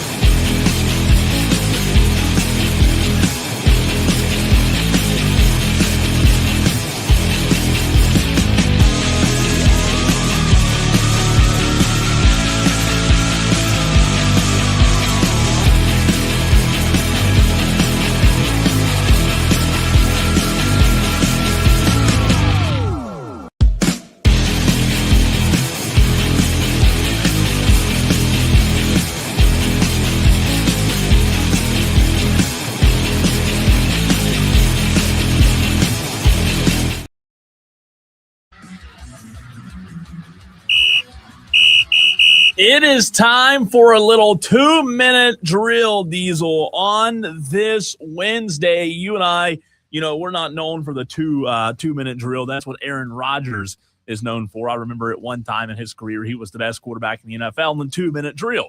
But you and I, we may not be Aaron Rodgers, but we're going to give it our best today. Does that mean we have 2 minutes to get across the parking lot and get an order for lunch in? Yes. At the restaurant next door? That's correct. I'm great at that 2-minute drill. A little 2-minute drill, Tolos. You're able to get in on the action as well on the Joy Law Firm text line, 844-326-3663. Phone lines will be open at the end of the segment, but just a quick note. It looks like if you are a parent, a weather update from across the Spartanburg County region. Spartanburg School District 5 has announced that all District 5 schools and offices will remain closed on Thursday, January 29th. It will be another e-learning day. So let us know as you continue to get those in from Spartanburg and Greenville County. I came around some back roads today in the Inman area, and they were getting better. The sun being out today helped a lot. A lot of this ice is starting to melt on the back roads. The main roads have been fine for a few days now, but the shady areas still a little bit suspect. So let us know on the text line so we can help spread the word on school closings tomorrow due to the ice storm that will not melt. You know what I want to get, Cole? I've seen these things advertised all over social media. They make these new propane cannons, these propane guns. What? They look cool as hell. A propane gun? Yeah, think like it's like essentially handgun size, right? What? And you just screw a propane tank to the bottom of it, you light it, and you've got a handheld propane torch. That's cool. Yeah. Yeah, you need want that. one of those. You definitely need it. it. Take those out of the back roads, man, and melt them down. Yeah, that's a good idea. I mean, hey, what are Diesel and Cole doing back here with a bunch of torches? The 2-minute drill, how this works, Diesel. We're going to spend 2 minutes on a couple of topics here. And Tolos, again, you're more than welcome to get in on the Joy Law Firm text line at 844-FAN-PHONE, FANFONE. But when the 2 minutes is up, we simply move to the next subject. Let's see how good you and I are in the 2-minute drill. You ready? Are you ready, Diesel? Let's get it on. Let's do it. 2-minute drill begins now. The first 2-minute drill on this Wednesday. Cleveland Browns no longer are looking for a head coach. I don't know if you saw this news earlier today, Diesel, but they have hired Todd Monken, the Baltimore Ravens, former Georgia Bulldog, as their next head coach. Is Todd Monken going to be the solution, the problem to fix the Cleveland Browns? No, because word has it they have 4 power substations around their football practice facility. Now, I think he's going to be a fine head coach. Is he going to be able to bring them back? I don't know. Shedeur Sanders is a He's a Pro Bowl quarterback. Yeah, come on. That's going to go on his permanent record, by the way, that he's a Pro Bowl quarterback. He's a Pro Bowl quarterback. As a rookie. But no, he's overseen, Lamar Jackson offenses. He's had really good offenses in his tenure in the NFL. I think he's a solid choice given who was out there and who was available at the time. I don't know that I have seen with my eyes enough from Todd Monken in the NFL to prove to me that he's ready to be a head coach. Look, he was really good at Georgia. I get that. But for whatever reason in Baltimore, Todd Monken, Lamar Jackson, Derrick Henry, that thing just didn't jive the way they thought it would, right? They get rid of Harbaugh. Todd Monken comes out and says, we talked about this a couple of weeks ago, he says, I guess I'm the one that's at fault here. It's my fault because I hadn't gotten the most out of Lamar Jackson, Derrick Henry, and Zay Flowers. And then the Cleveland Browns decide, well, we don't care about that. We're going to hire him as our head coach. Diesel, you would think it'd be pretty easy to win with Lamar Jackson, Derrick Henry. Pretty good players, right? Winning's hard, man. Winning's you hear hard. Every coach tell you those Winning's things. hard, Dabo, right? They all say that. Goodness gracious. So will it work? The fun is in the trying. I'm going to say no, it will not work on Todd Monken. I don't think it's going to work for anybody. In Cleveland? You don't think so? No. You could put Bill Belichick in there and he would fail. All right, next on the 2-minute drill, I'm glad we brought that up because it begins again in Cleveland, Diesel, as Shedeur Sanders is a Pro Bowl quarterback.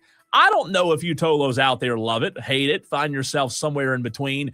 He played 8 games in 2025. He had 1,400 passing yards, 7 passing touchdowns, 10 interceptions, a completion percentage of 56.6%, a passer rating of 68.1, 1 rushing touchdown. His best game of the season, Diesel, was against the Tennessee Titans in Week 14, where he threw for 364 yards, totaling 4 touchdowns.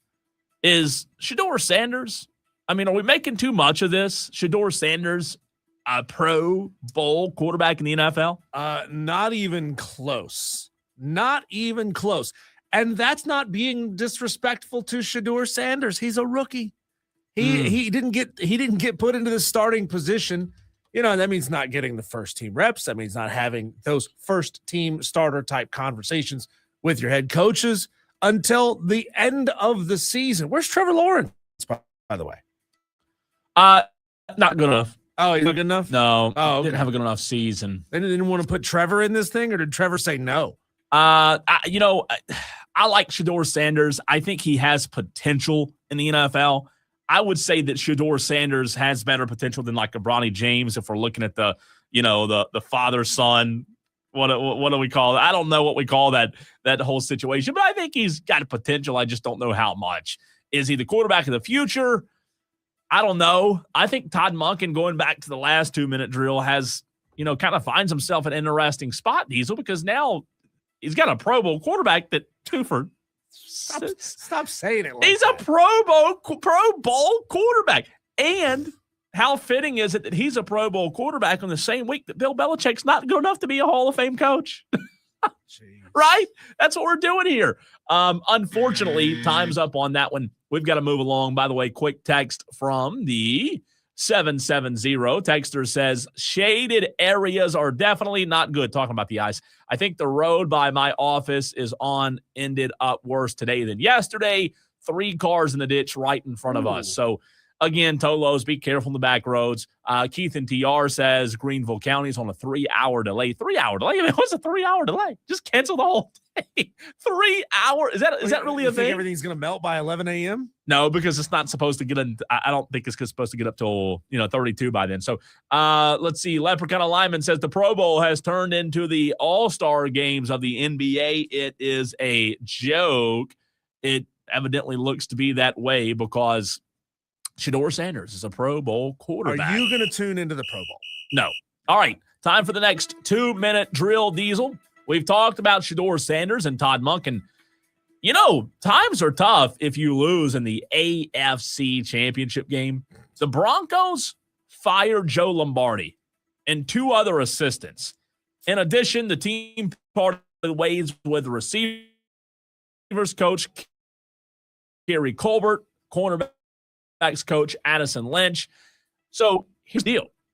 The Denver Broncos, really good team this year, Sean Payton, make it to the AFC Championship game, Diesel, without their starting quarterback. Yep. And they lose by 1, 2, 3 points in the AFC Championship game. And then 2-3 days later, we find out that the offensive coordinator, Joe Lombardi, has been fired, as well as 2 other assistants. Is it Joe Lombardi's fault, by the way, who joined Sean Payton's staff in 2023? Is it his fault? Should he have been fired today, Diesel? When did Pat Kraft start working for the Denver Broncos? I mean, it was Pat Kraft's genius idea to get rid of James Franklin, and it took them forever to hire Matt Campbell. Why would you do this? You were really good. This is an awful decision. Payton said in a statement, I want to thank these coaches for playing an important role in elevating our program over the last 3 seasons. I've been fortunate to work with Joe Lombardi for 15 years, and I'm particularly grateful for his many contributions to our success as an offensive coordinator. We sincerely appreciate in the future.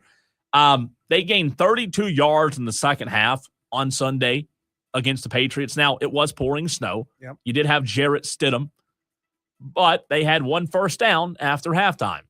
They didn't have a possession in the third or fourth quarter that lasted more than 17 yards. So I get it, but my gosh, maybe a little grace here. Sounds like the definition of throwing the baby out with the bathwater. Doesn't it?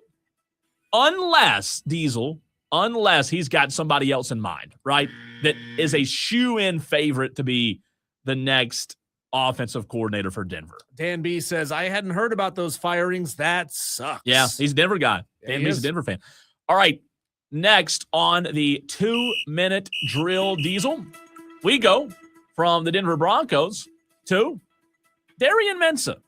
We talked about this yesterday, and while we were talking about Darian Mensah, I believe in the very first segment of the show, it was breaking news that he was in Miami already. Bam, just like that.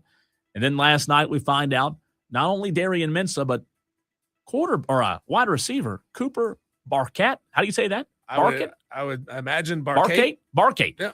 Cooper Barkett. Duke's one of their best wide receivers. Also goes to Miami. Is what happened in Durham with Duke, Darian Mensah. I mean, how do you feel if you're Duke's coaching staff right now?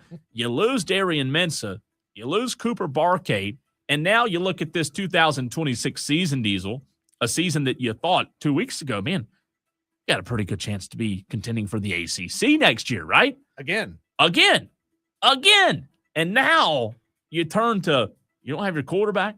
One of your best receivers is gone. These are the days that we live in, the days of our lives, I guess. And what is there that you can do about it? There's absolutely nothing you can do about it. If the commissioner of the ACC allows this to happen, doesn't step in and say, no, we're not going to let one program in our conference take this much from another program in our conference. There's nothing that can be done, man.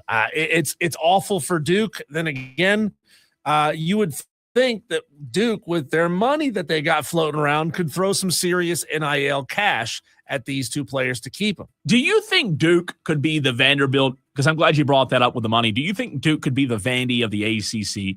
Because you would think Duke has a lot of cash. They do. The problem is these big-time doctors and lawyers that have been coming out of Duke for the last 100 years, they are just thinking basketball. They'd probably spend it on basketball. It is not in their culture to spend it on football. Yeah, I get that, but you've got to think they've got enough to share, right? Sharing is caring, Diesel. I mean, isn't it? You've got to share a little bit. All right. The 2-minute drill continues, and I hate to go this direction, but we've got to do it. South Carolina basketball tonight, they're hosting Florida. Todd Golden company starting to heat up, playing good basketball. They started the season unranked, but guess what? They're ranked now. The question is in this next 2-minute drill, they lose tonight, they'll be 11-10. They'll be 2-6 in the SEC. Could we be living in the very last days of Lamont Paris in Columbia? What did Lulu Kessin say earlier about Shane Beamer and whether or not Shane lasts out the entire season? You create more problems than you fix by making these firings mid-season. I think two things are true at the same time. Lamont Paris is probably going to be done. I don't think he's going to finish out this season for South You don't think Carolina. he'll finish out? I don't think he'll finish out. I think the world of him. I think he's a great coach.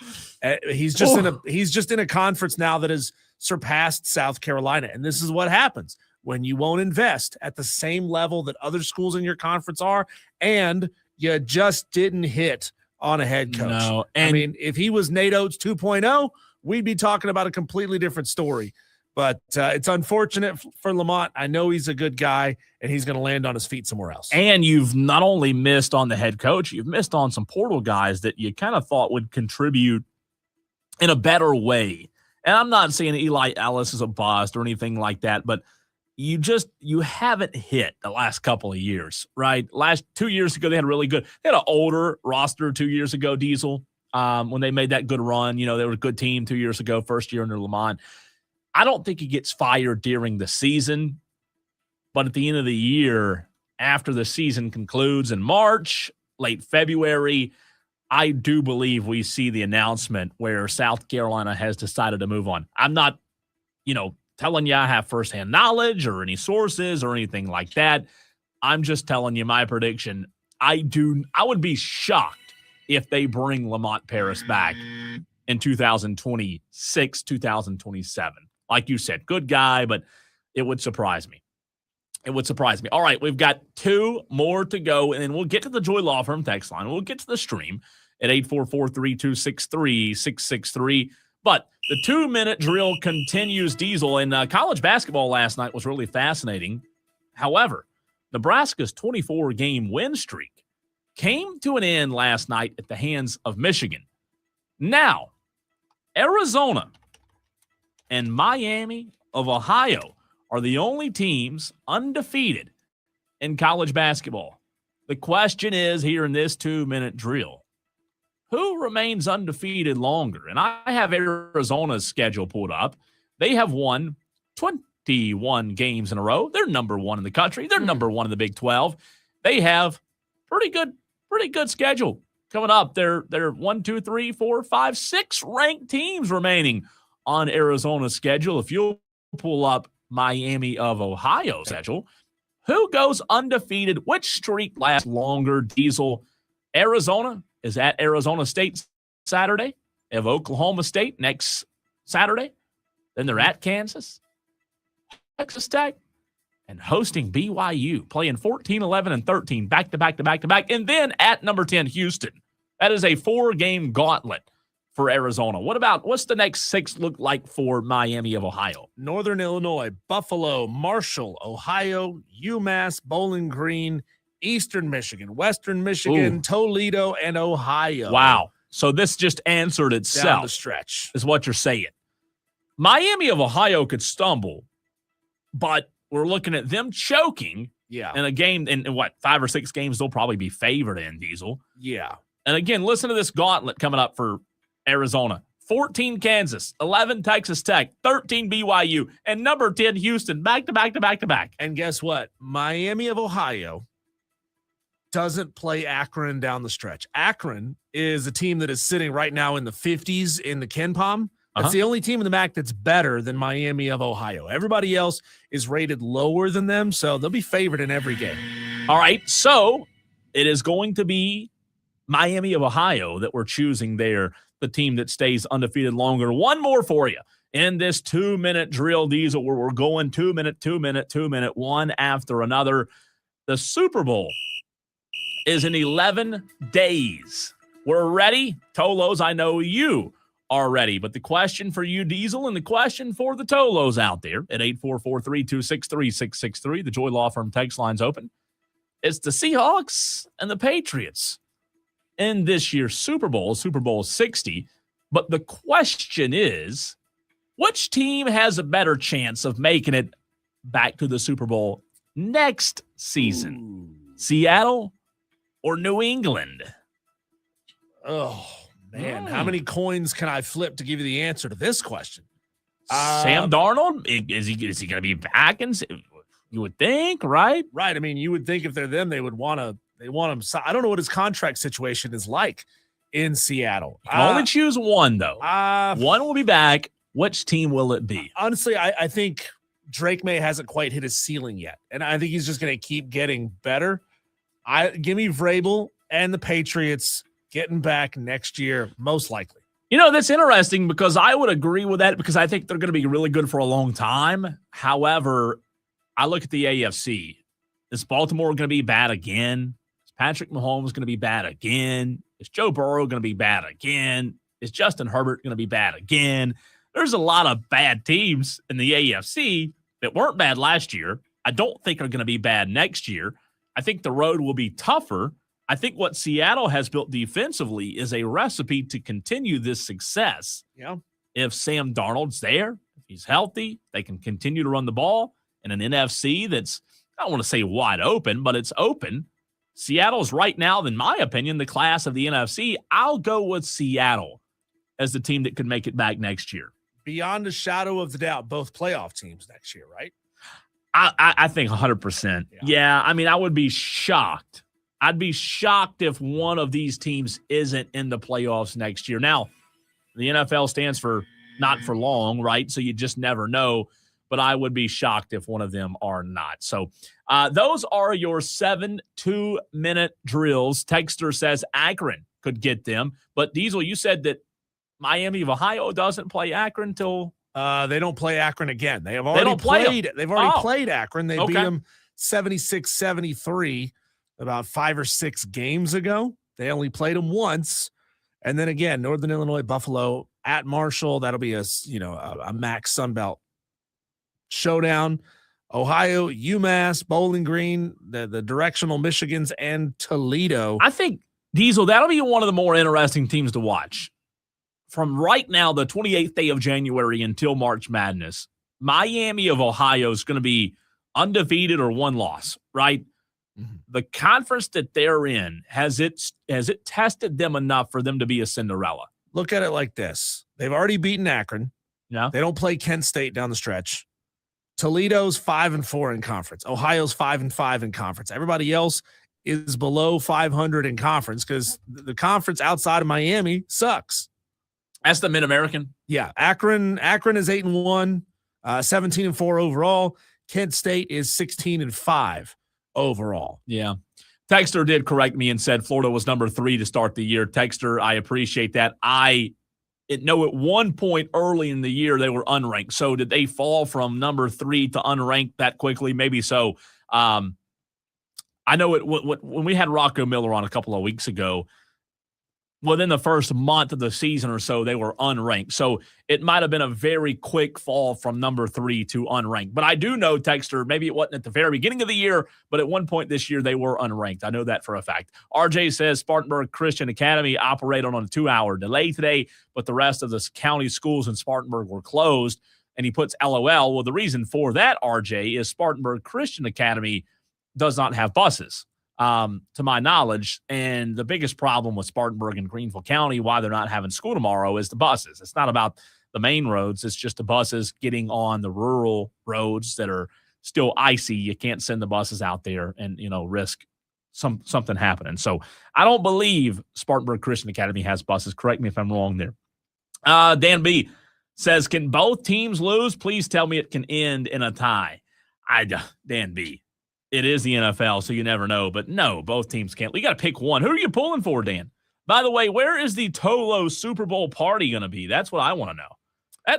That's the question that needs to be answered. Can we do it at an Ingles? That'd be fun. Yeah. They might kick us out. Can they let it? Where would we set it up? Right there at the deli? Corner cafe. Oh, imagine that for a second, that the deli stays open after the store closes, and you, me, and all the other Tolos get to set up a big screen TV. Yeah. And have essentially a chicken wing bar. That'd be nice, right? God, that'd be great. Tolos, where's the Super Bowl party at for the Tolos? Let's get that conversation going on the text line. When we come back, Cole, there is a huge sporting event coming up here in just a couple of weeks. The question is, can I get Cole Bryson excited for this worldwide Winter Olympic competition? Some of the storylines to look at.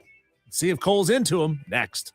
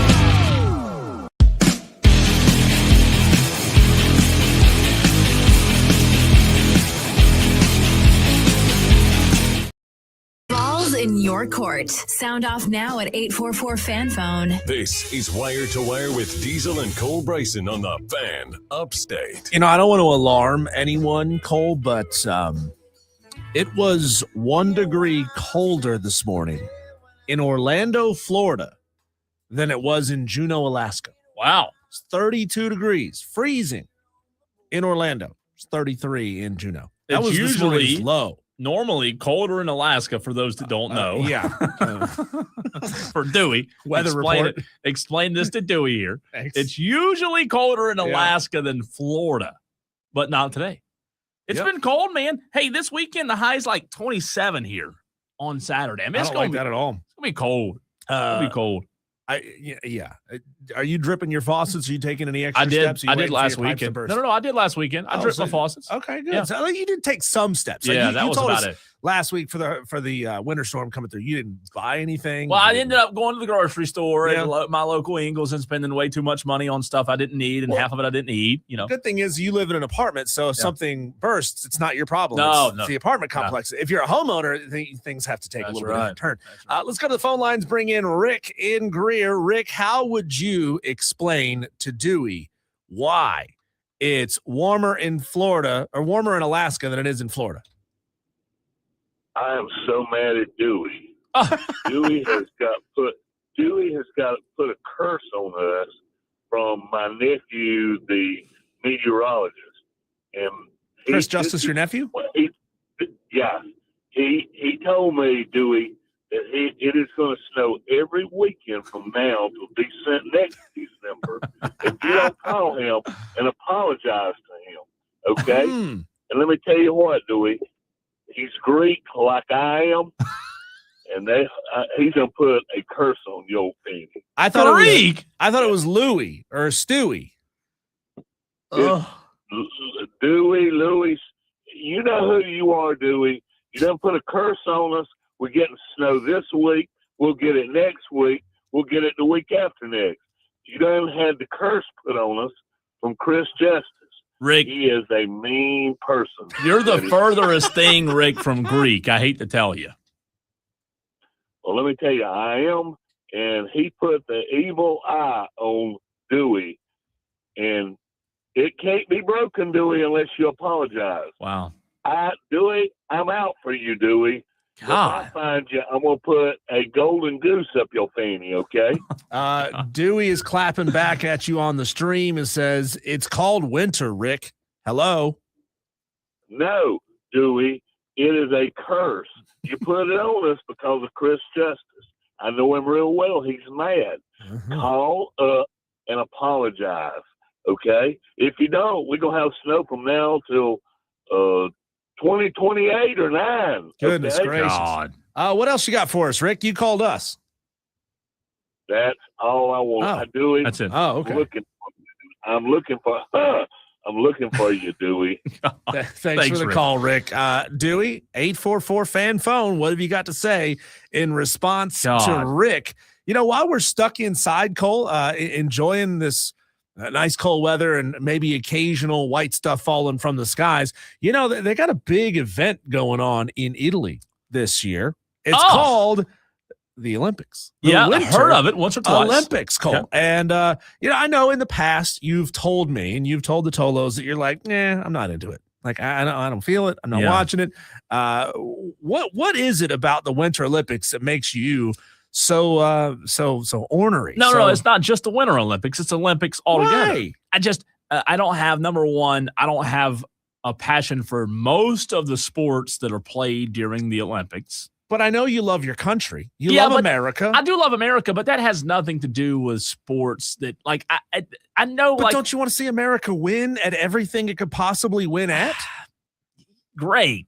You know, like, that's how I feel about it. Great. You won. Great. You lost. But, like, think about this. You watch NASCAR sometimes. What do people used to always say they watch NASCAR for? The wrecks. Yeah. Right? You want to see crazy stuff happen. Well, you know, you could tune in and watch the bobsled and watch them fall out of the bobsled and discombobulate all over the place. Like, I don't know. Like, I'm not saying I won't watch it. I will watch. And going back to what we talked about last week, I think I might be more interested in the Winter Olympics than the Summer Olympics. I think so. I like the winter stuff. I like the snow. But for whatever reason in my lifetime, I've never been just invested. So I have a theory about that. You know my stance on if there's no defense, it's not a sport, right? Mm-hmm.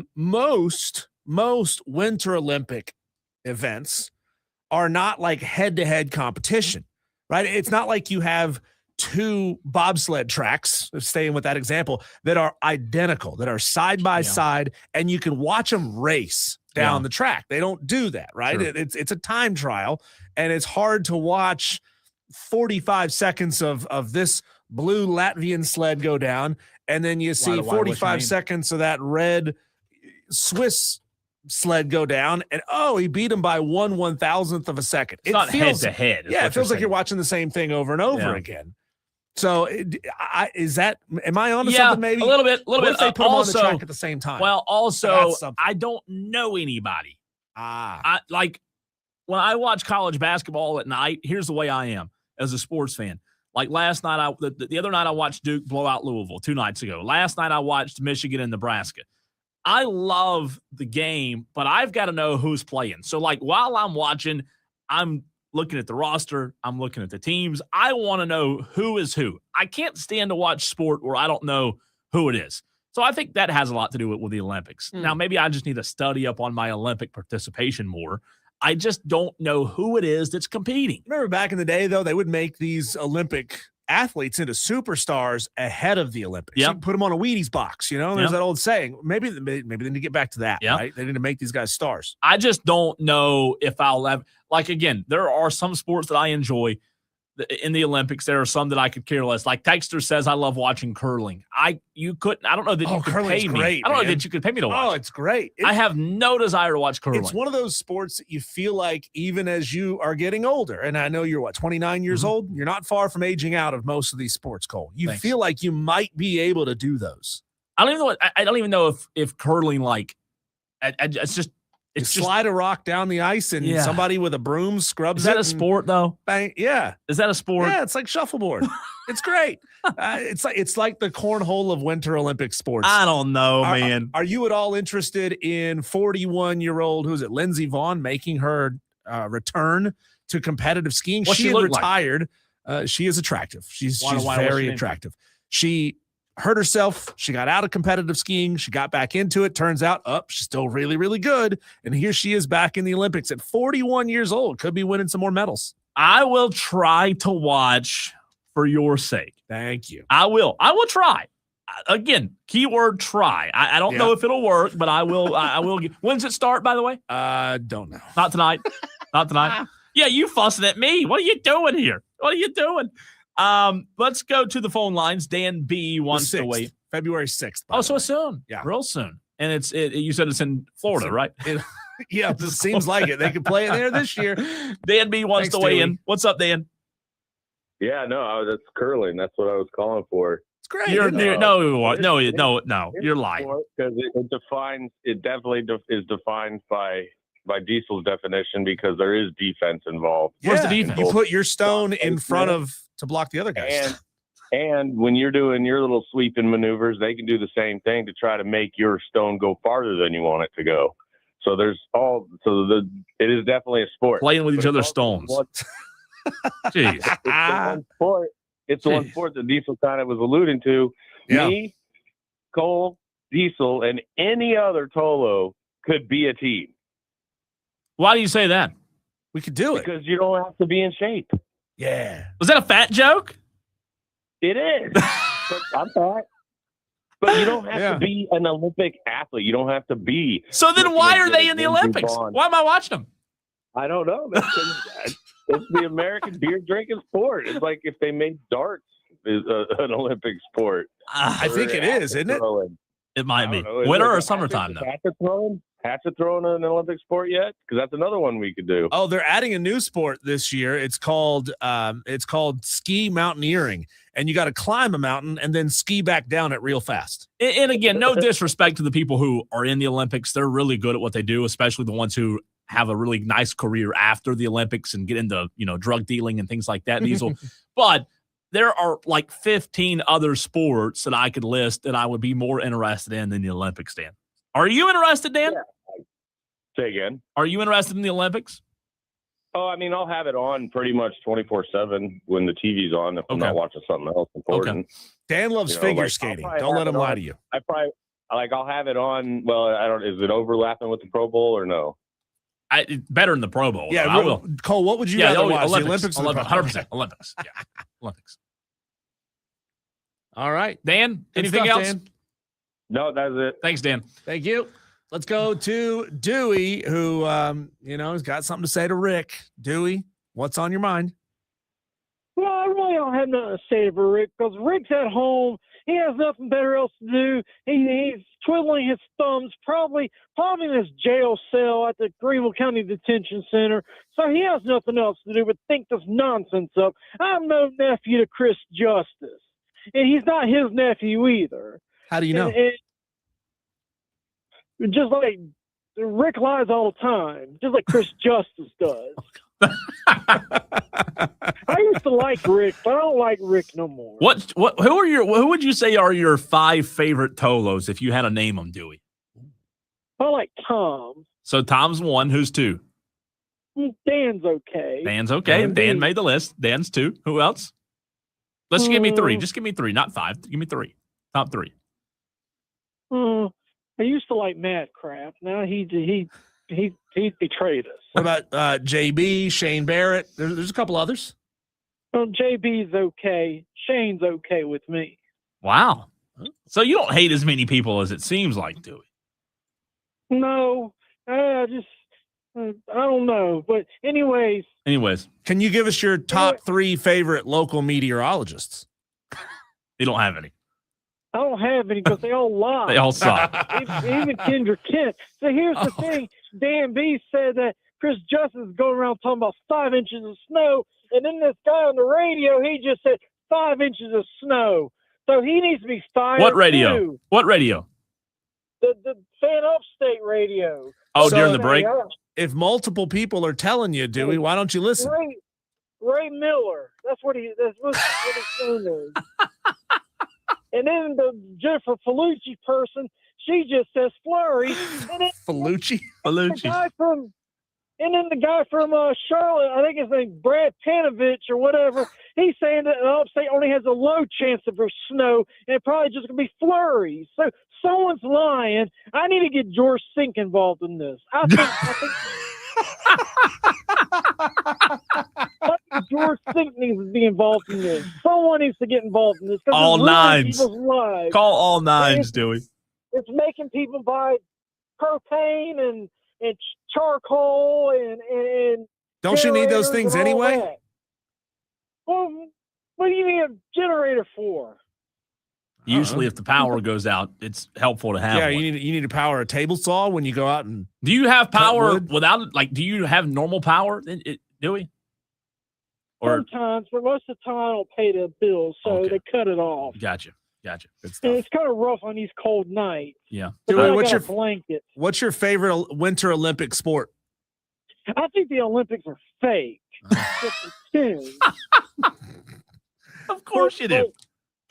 But basketball isn't fake. That's so a summer I think sport. I like basketball better. That's a summer sport. Well, no wonder it's real because the summer sports are more realer than the. Oh, dear God. Maybe skiing. I don't know. Because then they fall and they hurt themselves. So that's kind of funny. Thanks, Dewey. God.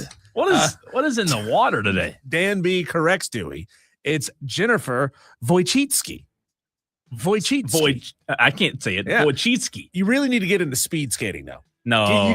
Dude, I'm telling you, you get into speed skating, it'll change your life. Not if they had solo skeet shooting, duck hunting, things like have that. Do they? Yeah. Okay. It's the triathlon. Okay. It's cross-country skiing and shooting. Okay. I like that. Something else. I forget. All right. Daily Wires. We have not gotten to them yet. We'll get to them next.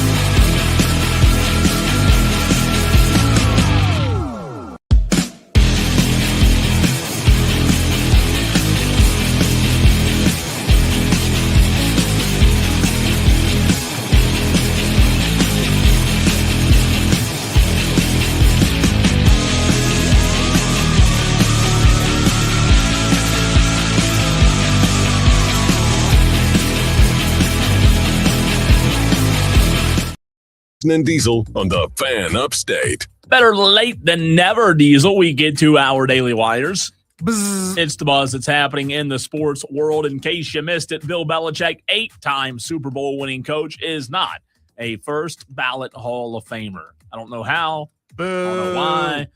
But this is true. Yeah, I saw a post earlier from Ryan McGee. Said he's been on a lot of different councils that are supposed to elect people into different halls of fame, and he said this is a Hall of Fame, not a Hall of Nice. That's right. Earlier this month, the voting happened. Belichick fell short of the 40 out of 50 votes needed for the induction to the Pro Football Hall of Fame. Do we know how many he had? I don't know. You have to get 40 out of 50. I hope he had 39, right? I don't know. I do not. Diesel, big news today in the NFL. Cleveland Browns have hired Todd Monken, former Georgia Bulldog, former Baltimore Raven, as their next head coach. Monken served as the team's OC in 2019. He was the OC of the Ravens, obviously, this past season. Interesting news there. Darian Mensah, in case you missed it, and Duke agreed to a settlement of their dispute that cleared the way for the quarterback to commit to Miami. Oh. Mensah confirmed his commitment to the Hurricanes on social media Tuesday night. He was at some fancy steakhouse, and he is also joined in Miami by Cooper Barkate, his top target with the Duke Blue Devils. When it rains, it pours. That's right.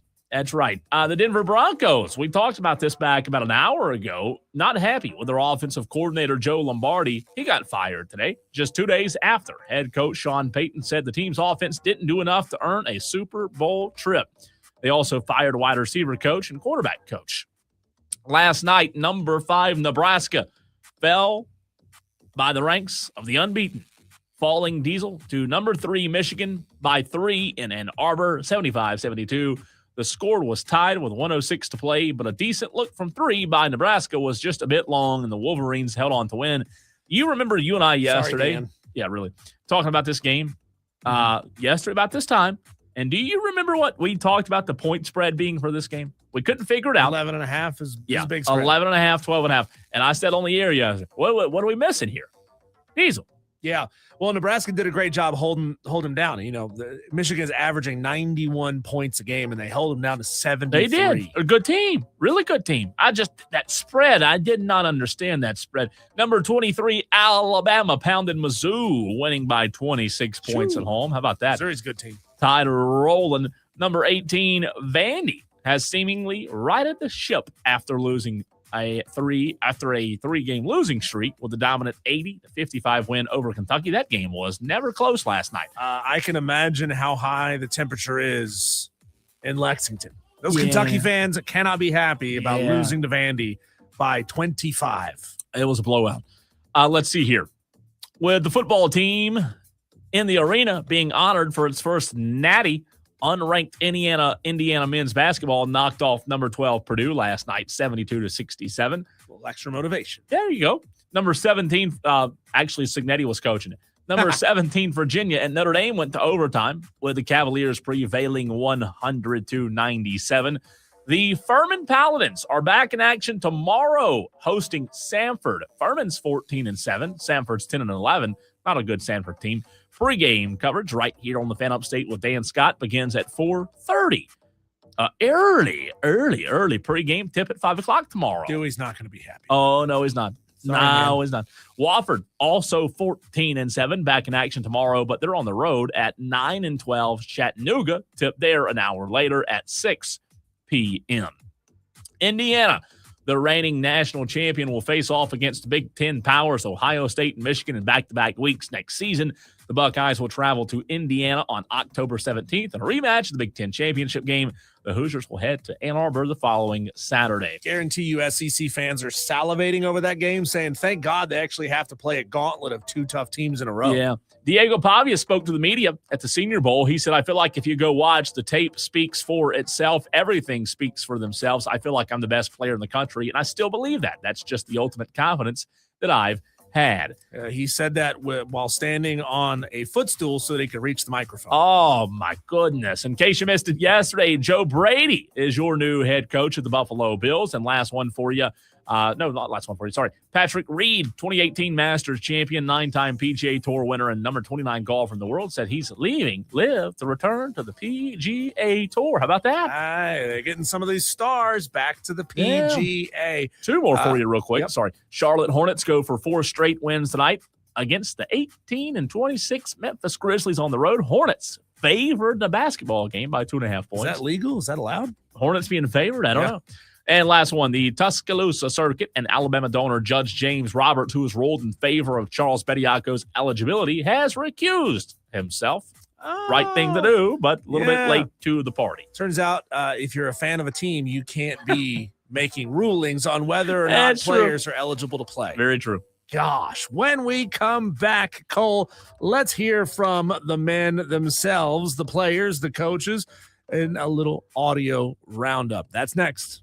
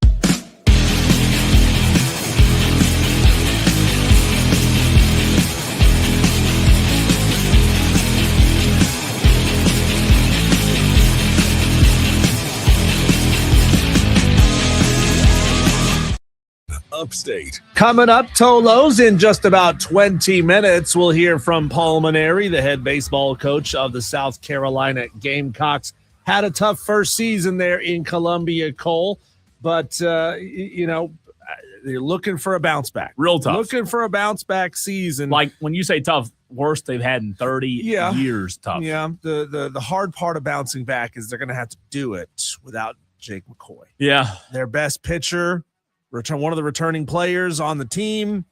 They're going to have to do it without him. But, hey, the good part about bouncing back is it's hard, knock on wood, to be worse than you were last year. Hey, yeah. Right? You got nowhere to go but up. That's right. Good news is, if you have another terrible season, there's no way that Paul Mainieri keeps his job, right?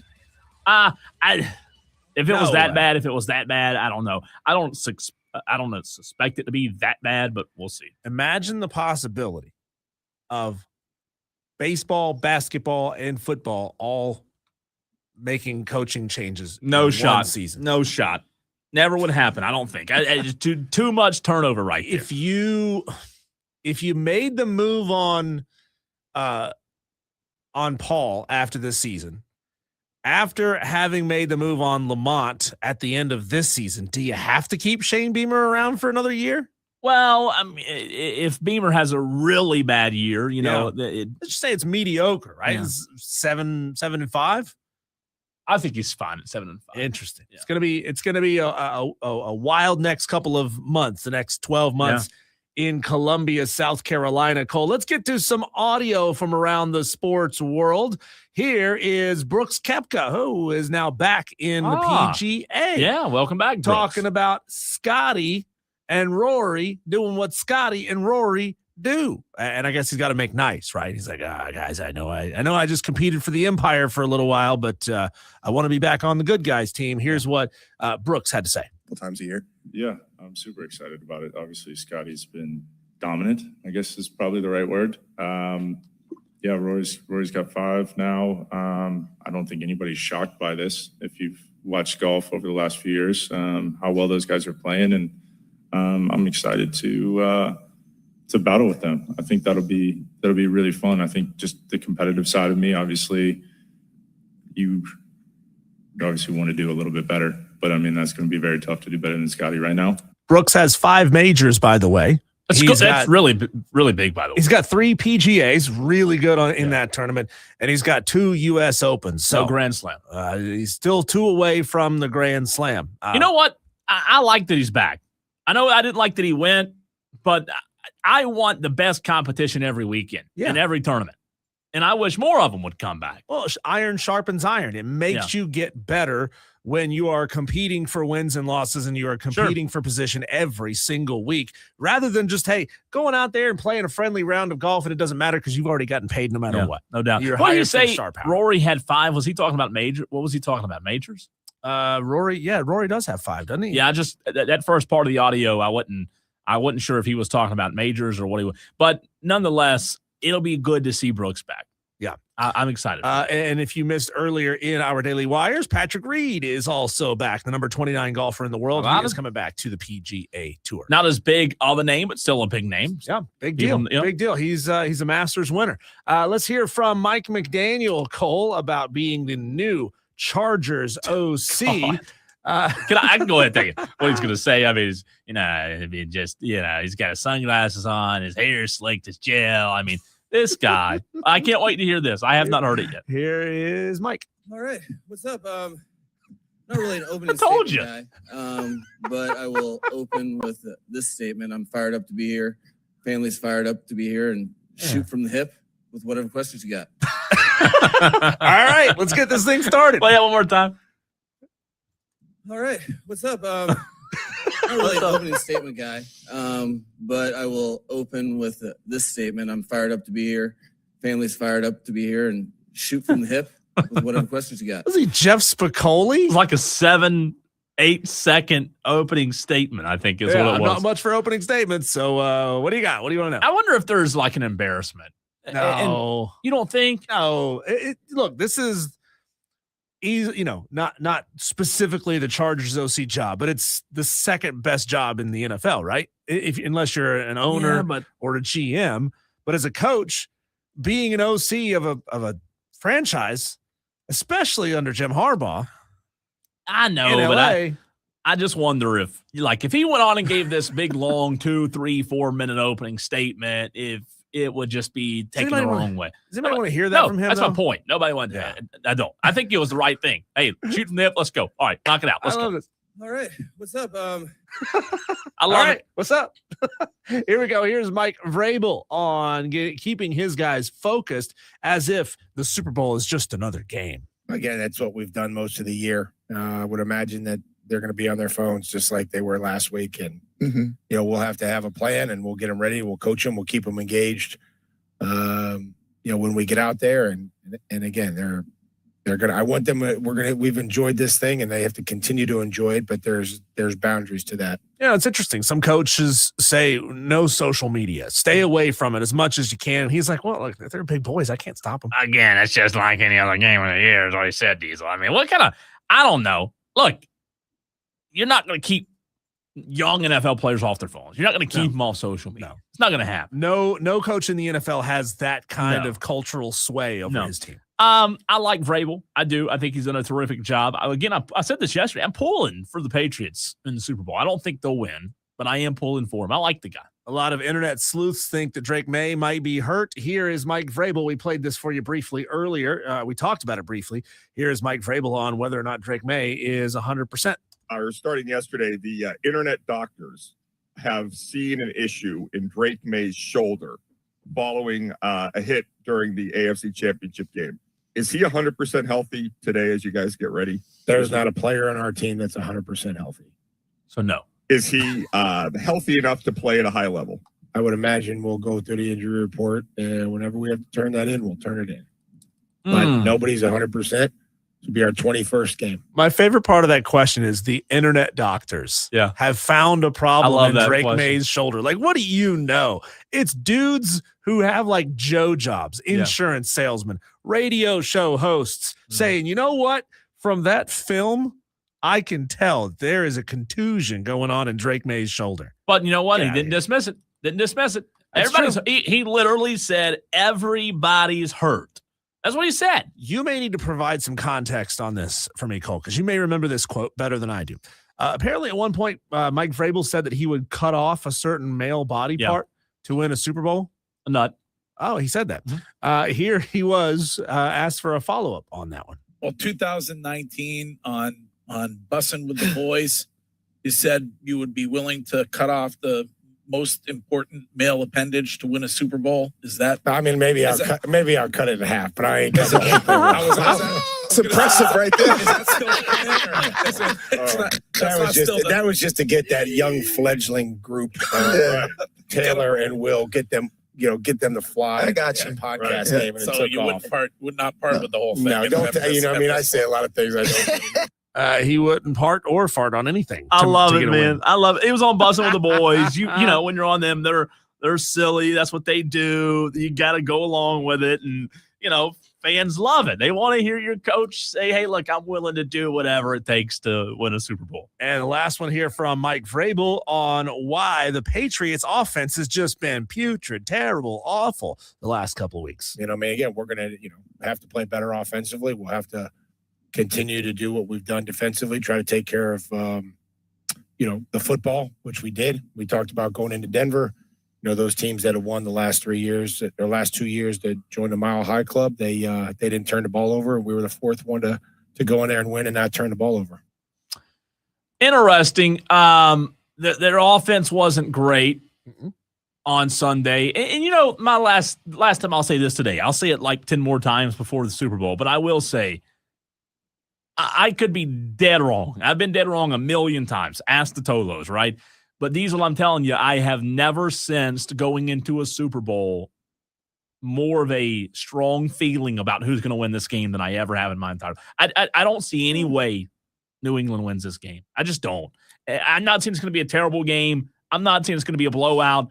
And my thoughts may change. We have 11 days till the game's played. My thoughts may change. But on the 28th day of January, I would bet a lot of money that Seattle wins this football game. Let's move on, Cole, to Mike McCarthy, the new head football coach in Pittsburgh. He was asked, of course he was, what do you think about having Aaron Rodgers as your quarterback? You think he's going to come back? Here he is. I mean, definitely. I mean, I don't see why you wouldn't. But, I think just like anything, knowing Aaron long enough, going through seasons, I think when players, to see Mel Blunt here, I mean, when guys are up that stage of their career, they need to step away and decompress. I think that's very important. The game is so emotional, what these men commit to and what they put into it. I think that time away is important, and I have spoken to Aaron, and so that's really where we are there. But I was able to sit back and watch the games. I watched most of the Pittsburgh games on TV, and I thought he was a great asset for the team. 13 seasons together. A lot of familiarity there. You know what? I love Mike McCarthy because I, number one, Diesel think he's a good coach, not because he coached for my Dallas Cowboys, but I will say this. There's a lot of people who are dissing this hire, and it may not work out. It may not. But I'm telling you, I think it's a safe hire. I don't think it's sexy or flashy or anything like that. McCarthy, he's been in this game for so long, man. He knows this game. I'm not saying he's Belichick, but, it's a safe hire. I do think they're better without Rodgers, though, for long-term in the future. I'm not saying next year. Will Howard's on the roster. Did we forget that Will Howard won a national championship a year? I don't know. Couldn't you also say that there are some organizational similarities between Pittsburgh and Green Bay? 100%. They feel like they are cut from the same cloth. It's not a blue collar. Yeah, exactly. It's total. Those two are totally different than Dallas, where he was. Where in Dallas, it's the complete opposite. And you've heard former players talk about this, Diesel, where you're working out, you're doing your stuff, you're training, and they've got tours. I've experienced it firsthand. They've got tours going on, in the weight room while you're working out. It's not the same. When you go to other organizations, Green Bay, Pittsburgh, the best organizations in the NFL, these will keep it about football. Football. It's never been just about football under Jerry Jones. It's more of a spectacle. Yeah. And Mike McCarthy had to deal with that. I don't think Mike McCarthy's to blame for what didn't happen in Dallas. Cole, let's have your finger on the dump button on this one just in case. This is Conor McGregor, who was asked about training for some supposed UFC fight that may happen on the White House lawn. Here is Conor. I'm 100%. This is, yeah? We're going in here 100%. I'm going into this fight 100% Conor McGregor, not 92. 100% Conor McGregor. So it has to be really meticulous. We were right there with the last one. As a unit, we do it, right? Let's go. The ending was, let's go. The ending kind of little turbulence there. Yeah. What is he giving is he giving a speech to somebody? I think it's the opening remarks, like, "Hey, everybody, we're coming together. We got to get together. Wasn't he bad in his last fight? I don't know. I don't follow it. I have a lot of buddies that do, that love the UFC, that Saturday nights, that's all they care about, from 6:30 or 7 o'clock to 2 a.m. I mean, they're glued to the TV. They have people over. It's all UFC. And I get it. It's fun to watch for a lot of people. I've never been invested in it. We were talking about this with the Olympics earlier. For whatever reason. I'm not opposed to it. I tried for a little while. I just couldn't get into it. It's just, I can't get into it. Now, in person, I've been one time in person. It's fun. Mm-hmm. I don't know anybody. I know Conor McGregor, right? I know a lot of the big guys, John. Right. I just don't know enough to truly follow it. I don't know that I have the bandwidth to follow it. That's the problem. And our last piece of audio here, Cole, this is a fascinating one. Urban Meyer was asked about the Ole Miss Clemson beef between Pete Golding and Dabo Swinney. And here's what Urban had to say about what should happen if it's ultimately proven that Pete lied. All true.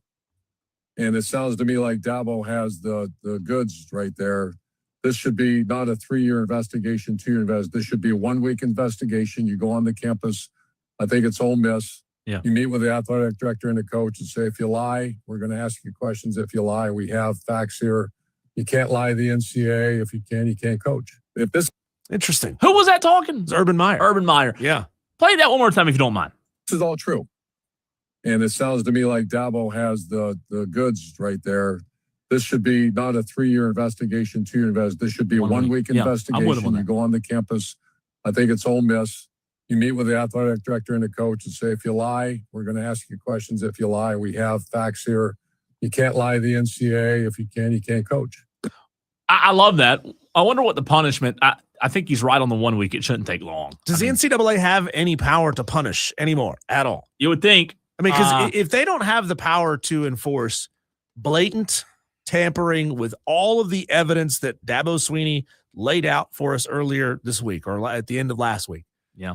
If they can't do anything with that, just go ahead and get out of football. Oh, there's no point. Yeah. Just take a step back, say, all right, guys, you won't let us enforce anything. You say you want rules, you say you want law and order, but you won't let us enforce anything. So we're out. We're not. We'll focus on basketball. We'll focus on baseball, but we're out on football. Y'all handle football. What day was that? Last Friday when it broke, I believe. Sorry. No, you're good. The last Friday, I believe, it was a very short show, remember, because we had Furman. Yeah, that came down Friday. Today's Press Wednesday. And to Urban's point, in a perfect world, if they were, doing their job by next Monday, it should be done. It should be handled. But I don't know I would like to know. I don't know how much Dabo will continue to speak on this throughout the spring and the summer, but I cannot wait to hear Diesel if Dabo's been in contact. Graham Neff been in contact. Yeah. I mean, I think on the Clemson beat, those that we talked to, Grayson Mann, Tiger Net, the Clemson Insider, whatever, I would, if I'm on the Clemson beat, I am wanting a weekly update in terms of, hey, a Graham Neff update of, is anything being done? Have you been reached out to? Is the NCAA contact? Have you contacted them? I mean, to me, this seems very, very open and shut. You get the text messages from Coach Golding to Farrelly, and then if the picture of the contract is in there, if the question of what's the buyout is in there, boom, you're guilty. That's what I'm saying. I don't know. That easy. What and Urban's right. It's very clear. It's clear. It's cut. I mean, it should be keyword should be simple, right? But it is the NCAA. That's the bad part. And we don't know. We don't know what will come up. Will anything come of it? I'm not real confident. Are you? No, not at all. I don't think they have the ability to do this. And if this is not punished, then all bets are off. You can tamper with anybody. There's no such thing as tampering. You should be able to get anybody off of anybody's roster at any time. No doubt. Diesel, it is time to talk Gamecock baseball. Tolos, in case you missed it. Earlier today, we had a fantastic conversation with Paul Mainieri, the head baseball coach at South Carolina, at 3:22. If you missed it, no worries. We've got it for you next.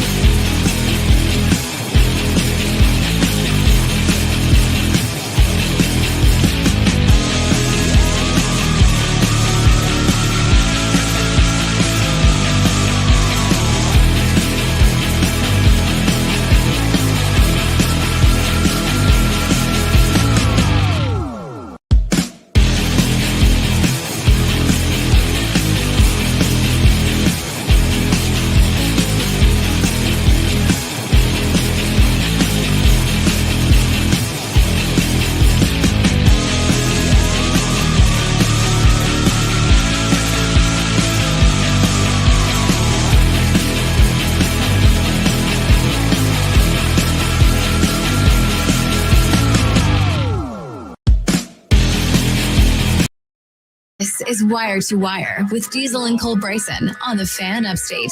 It's Wire to Wire with Diesel and Cole Bryson. Pleased to bring into the show for the second time, entering his second season as South Carolina's head baseball coach, Paul Mainieri. Paul, proud program, looking for a bounce-back season. How much farther ahead would you say your squad is right now, less than 2 weeks away from first pitch, compared to where they were at this time last year? Well, that's a very good question.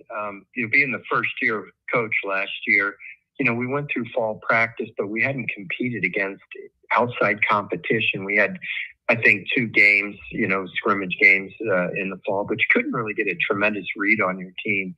But basically what I saw with our team during the fall, I had some concerns. We didn't have real hard throwers, and we had limited power and those type of things. But, you have a positive attitude and you believe you're going to go out there and compete just as hard as you can. And I think when we ran into the high caliber teams in the SEC and they had a bunch of really hard throwers, it just kind of really neutralized our offense, and we weren't really able to match them.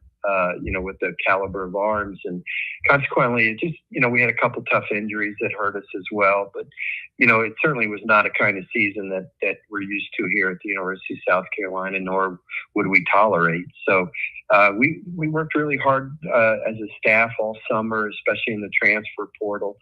And we brought in, depending on which service you look at, it could have been 3rd, 4th, or 8th ranked transfer portal class in the country. So naturally, we're much more optimistic about this season, having brought in some kids that we think are very proven and really upgraded the talent on our team, across the board, both offensively and on the mound. So we're cautiously optimistic about the season and want to get this program back to where people expect it to be. Coach, it's Cole here. Appreciate you hopping on with us.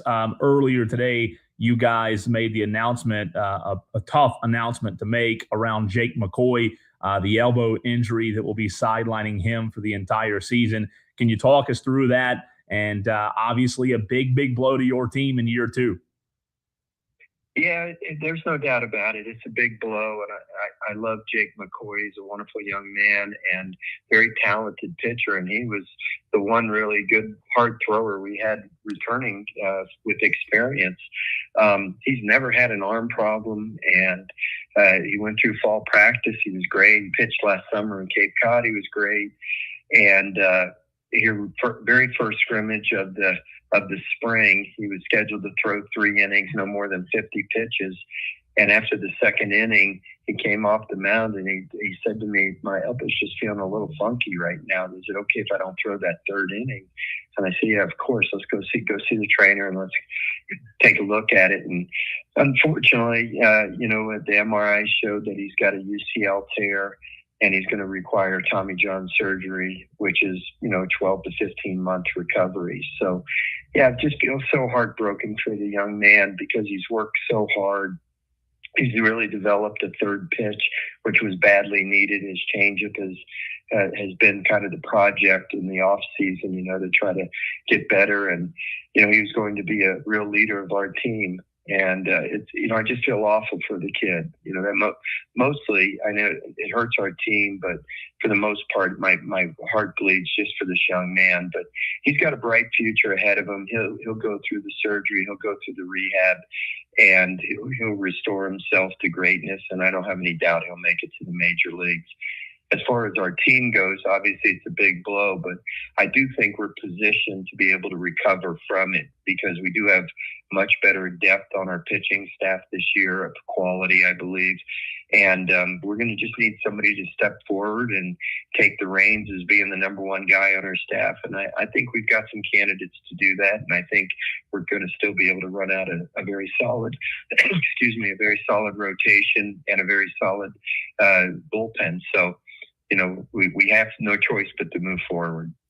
Yeah, Coach, tough loss for any Gamecock fans just tuning in. The announcement, number 1 pitcher Jake McCoy for the Gamecocks has torn a ligament in his elbow. He is done for the year. Coach, what can you tell us about Jake as a teammate, his desire to stick around the locker room and stay engaged as a leader on this team?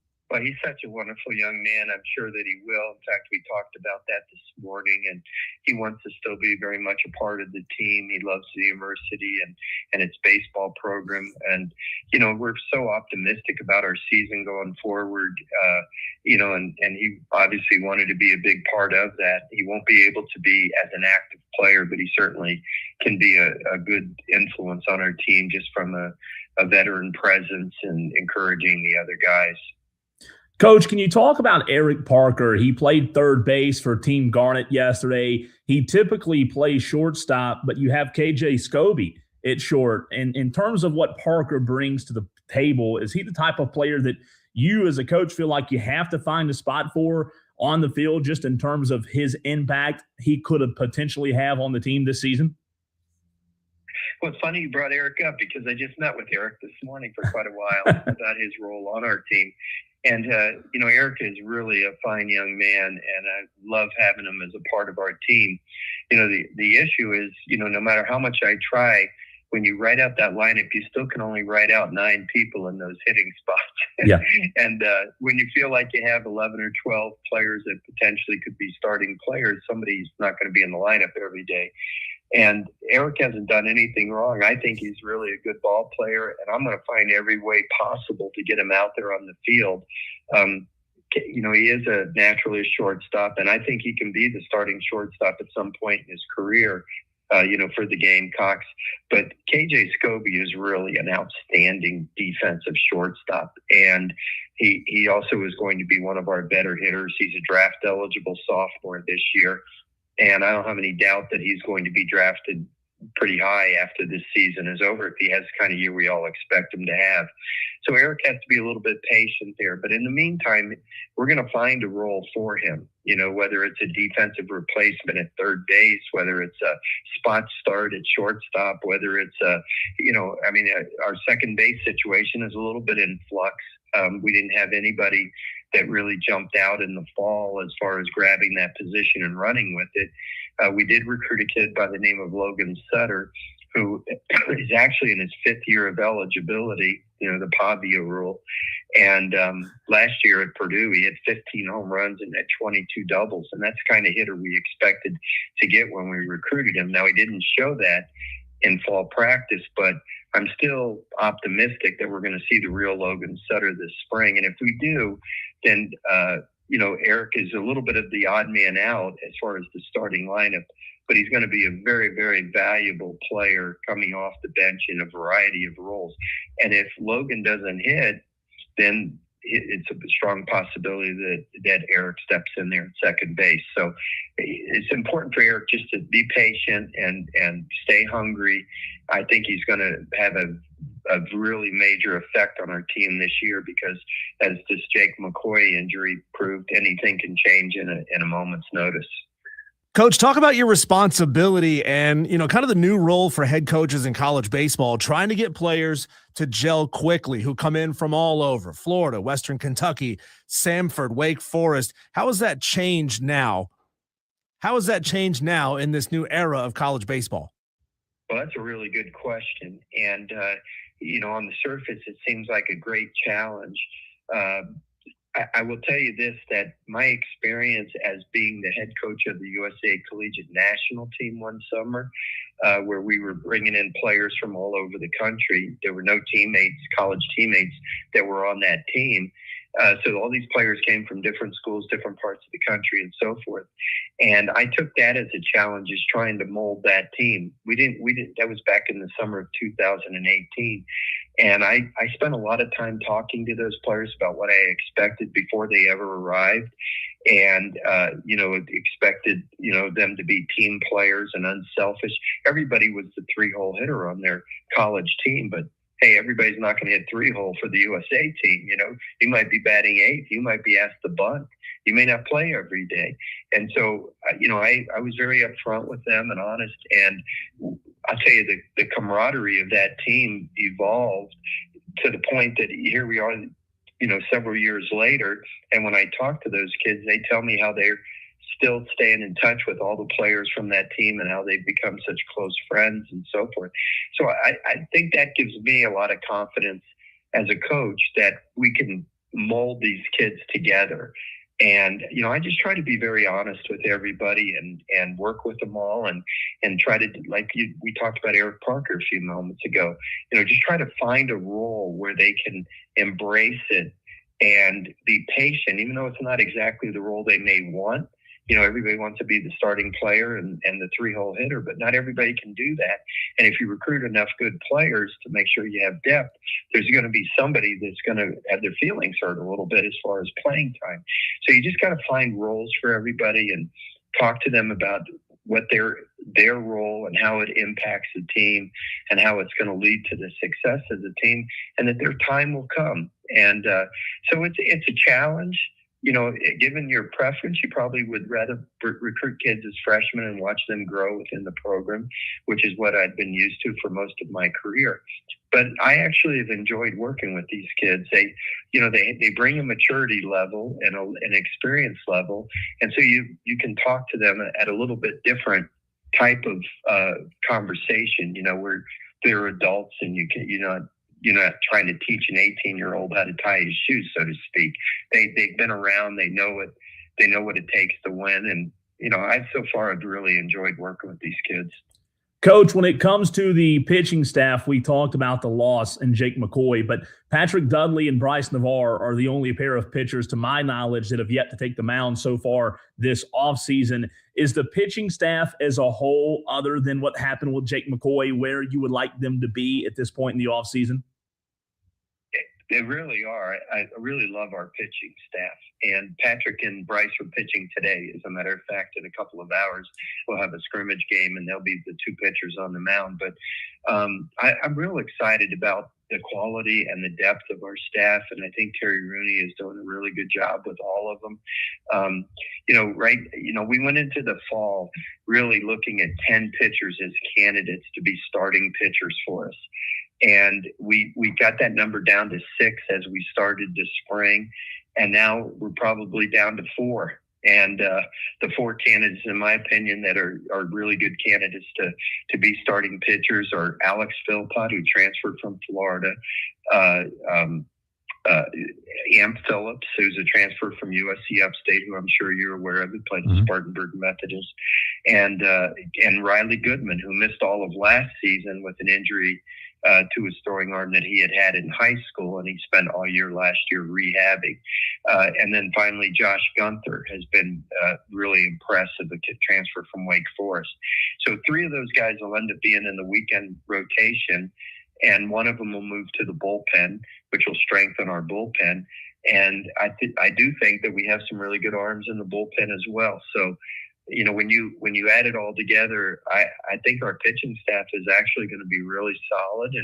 And listen, everybody in our league, plus the series with Clemson and playing North Carolina, everybody's got good pitching these days with the transfer portal. So I don't think we're going to have to take a back seat to anybody, quite frankly. Paul Mainieri, head baseball coach at South Carolina. Coach, for our listeners in the Spartanburg area, those listening on 97.1, they're going to get to see your Gamecocks early in the season in that fantastic new facility there in Spartanburg, Fifth Third Park, home of the Spartanburgers. Do you see your players getting a little extra pep in their step when they're playing in a brand new building like that with all the fancy bells and whistles?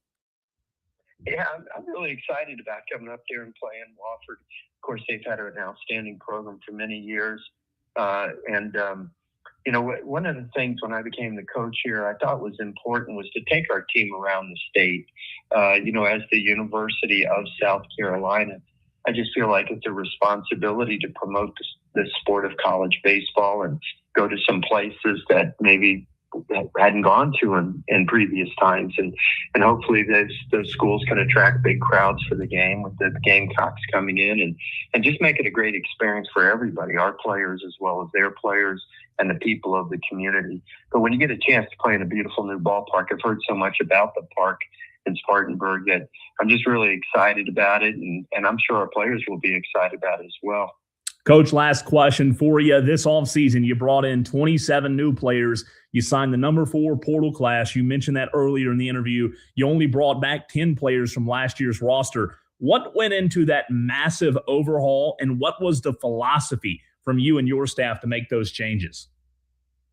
Well, I think if you look around the country, it's pretty normal. Even the top teams in the country that, LSU, won the national championship last year. I think they have over 20 new players on their team. Tennessee's got over 20 new players on their team. So it's not something that's unique to the University of South Carolina. It's just kind of the way of the world now. Players leave for various reasons, and unfortunately, sometimes it's because somebody wants to pay them more money than you're paying them, or pay them some money and you're not paying them any money. That's just reality. Sometimes it's because by mutual decision, a young man has a better opportunity to play at another school more so than at your school.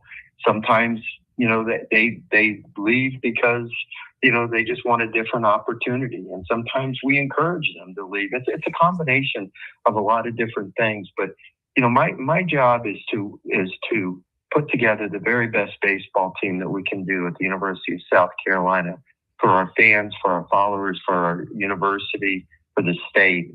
But also, my job as a coach is to work with young people and to help them, teach them what it takes to be successful in life. At the core, I'm a teacher and an educator. And so I care very deeply about all of our players and want to work with them and try to help them in any way that I can. So it's a balance because, we want to have a great team. We want to represent this university the way it's supposed to be represented. And sometimes, changes have to be made in order to upgrade the program to the level that everybody expects it to be. And Coach, have you done any early scouting on Northern Kentucky yet? Good baseball team from last year. What kind of challenges will they present? Funny you asked that. I just actually got their stats and their roster yesterday, and I was just going over it and seeing who they had returning and who was not coming back. I know we tried to recruit a pitcher that had gone in the transfer portal from Northern Kentucky. He ended up signing with the University of Kentucky, and subsequent to that, he signed a professional baseball contract. And I know they won over 30 games last year, and I've talked to their coach a few times. He seems like a really good young coach, and we're just excited about playing anybody, quite frankly. And you get tired of playing against each other every day in these inter-squad scrimmages. So I know the guys are excited, but we've been fighting this weather like everybody else has. Right now we're happy just to get out on the field. It's a balmy 44 degrees today, but the sun is out, and we're going to get ourselves a nice little scrimmage. We're going to scrimmage tomorrow and then Friday as well. And then hopefully next week, after the snow comes through this weekend, hopefully it'll start warming up a bit, and we can get back on schedule with Friday, Saturday, Sunday scrimmages the following weekend. And then there it is, February 13th, opening day. So it's just game one of 56 challenges that you're going to have during the year. Of course, we've got big series coming up. After the opening weekend, we have a really neat weekend in store where we're bringing in Army West Point, the Air Force Academy, and the Naval Academy, and what we call our Salute the Troops weekend. And that's going to be a lot of fun. We have parachuting team coming in from the Air Force Academy and all kinds of other things to celebrate our military. And then the following weekend, of course, we have the big series with Clemson. So before we hit the SEC schedule, we've got some really big games. And of course, you talked about the trip up to play Wofford. We're looking forward to that. So, 56 games and one at a time, and we're going to have a much improved team out there this year. And then, Coach, as we let you go, the most important question, sunflower seed flavor of choice. Are you original, dill pickle, ranch? What's your go-to? Well, I'm an original guy, but I don't know how these guys do it. They put a handful of sunflower seeds in their mouth, and they can work their tongue and everything else to crack open the seeds. I've never been able to master that. I got to get in there with my fingers. So during the course of the game, I don't want to get my fingers all sticky and salty and everything. So I don't really do it during the ball game. Well, Coach, you're the best. As always, we appreciate your time. Best of luck this season. We'll talk to you again soon. Okay, guys. Great to be with you both.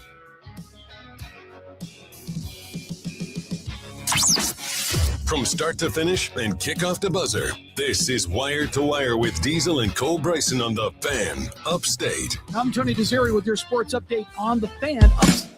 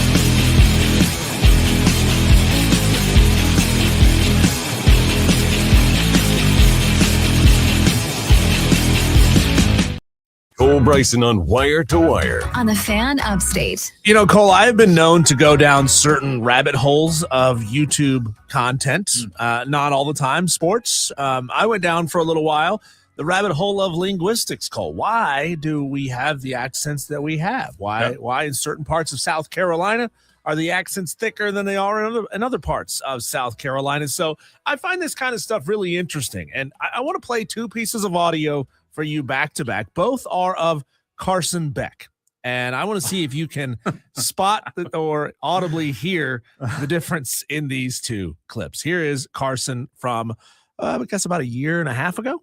Watch football. So I know that sounds kind of crazy, but no, I don't really enjoy watching football. It's not fun for me. I don't. Okay, there's Carson clip number one. Here's Carson Beck clip number two. If it wants to play. Okay, apparently doesn't want to. Oh, great. Great piece of audio. You've got to mimic how it sounds. I don't feel like you could tell that like I'm really having fun. Yeah. Like you can tell like with the passion and energy and like juice that I'm bringing when you watch. I don't watch football. Clip one. So, I know that sounds kind of crazy, but no, I don't really enjoy watching football. I know that sounds kind of crazy. I'm playing it up just a little bit, and here he is in Miami. Me out on the field, like you could tell that like I'm really having fun. Like you can tell like with the passion and energy and like juice that I'm bringing. There's a word some people use for this. It's called code switching. It's where you speak differently around different groups of people. You know what? That's more common than we realize. I mean, I have friends, growing up in high school and college, you heard it a lot, man, with people that, you met, Diesel, that were from different parts of the country or whatever, and they come in and all of a sudden they don't sound like they did 3 weeks ago, or they sounded one way and now they sound completely opposite.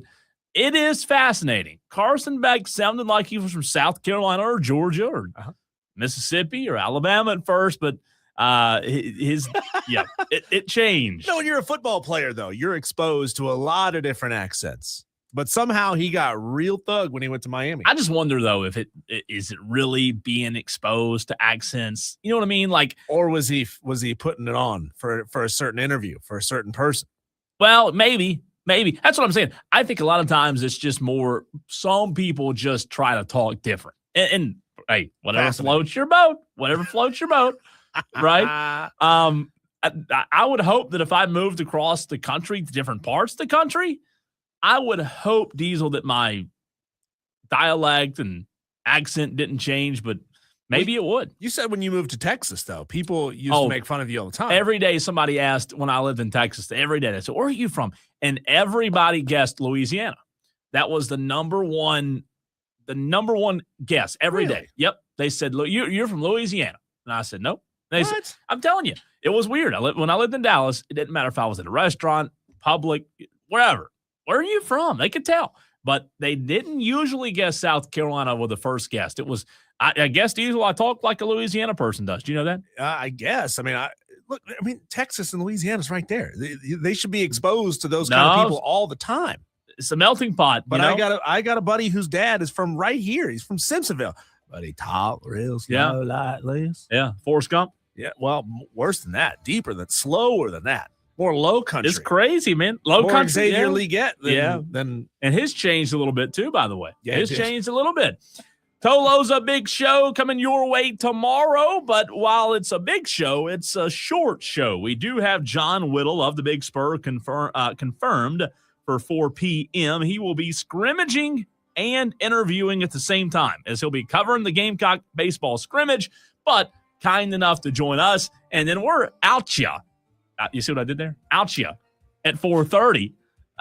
Changing the dialect on you, because Furman basketball pregame starts at 4:30 tomorrow. Tolos, we'll see you then on a Tolo Thursday edition right here on the Fan Upstate.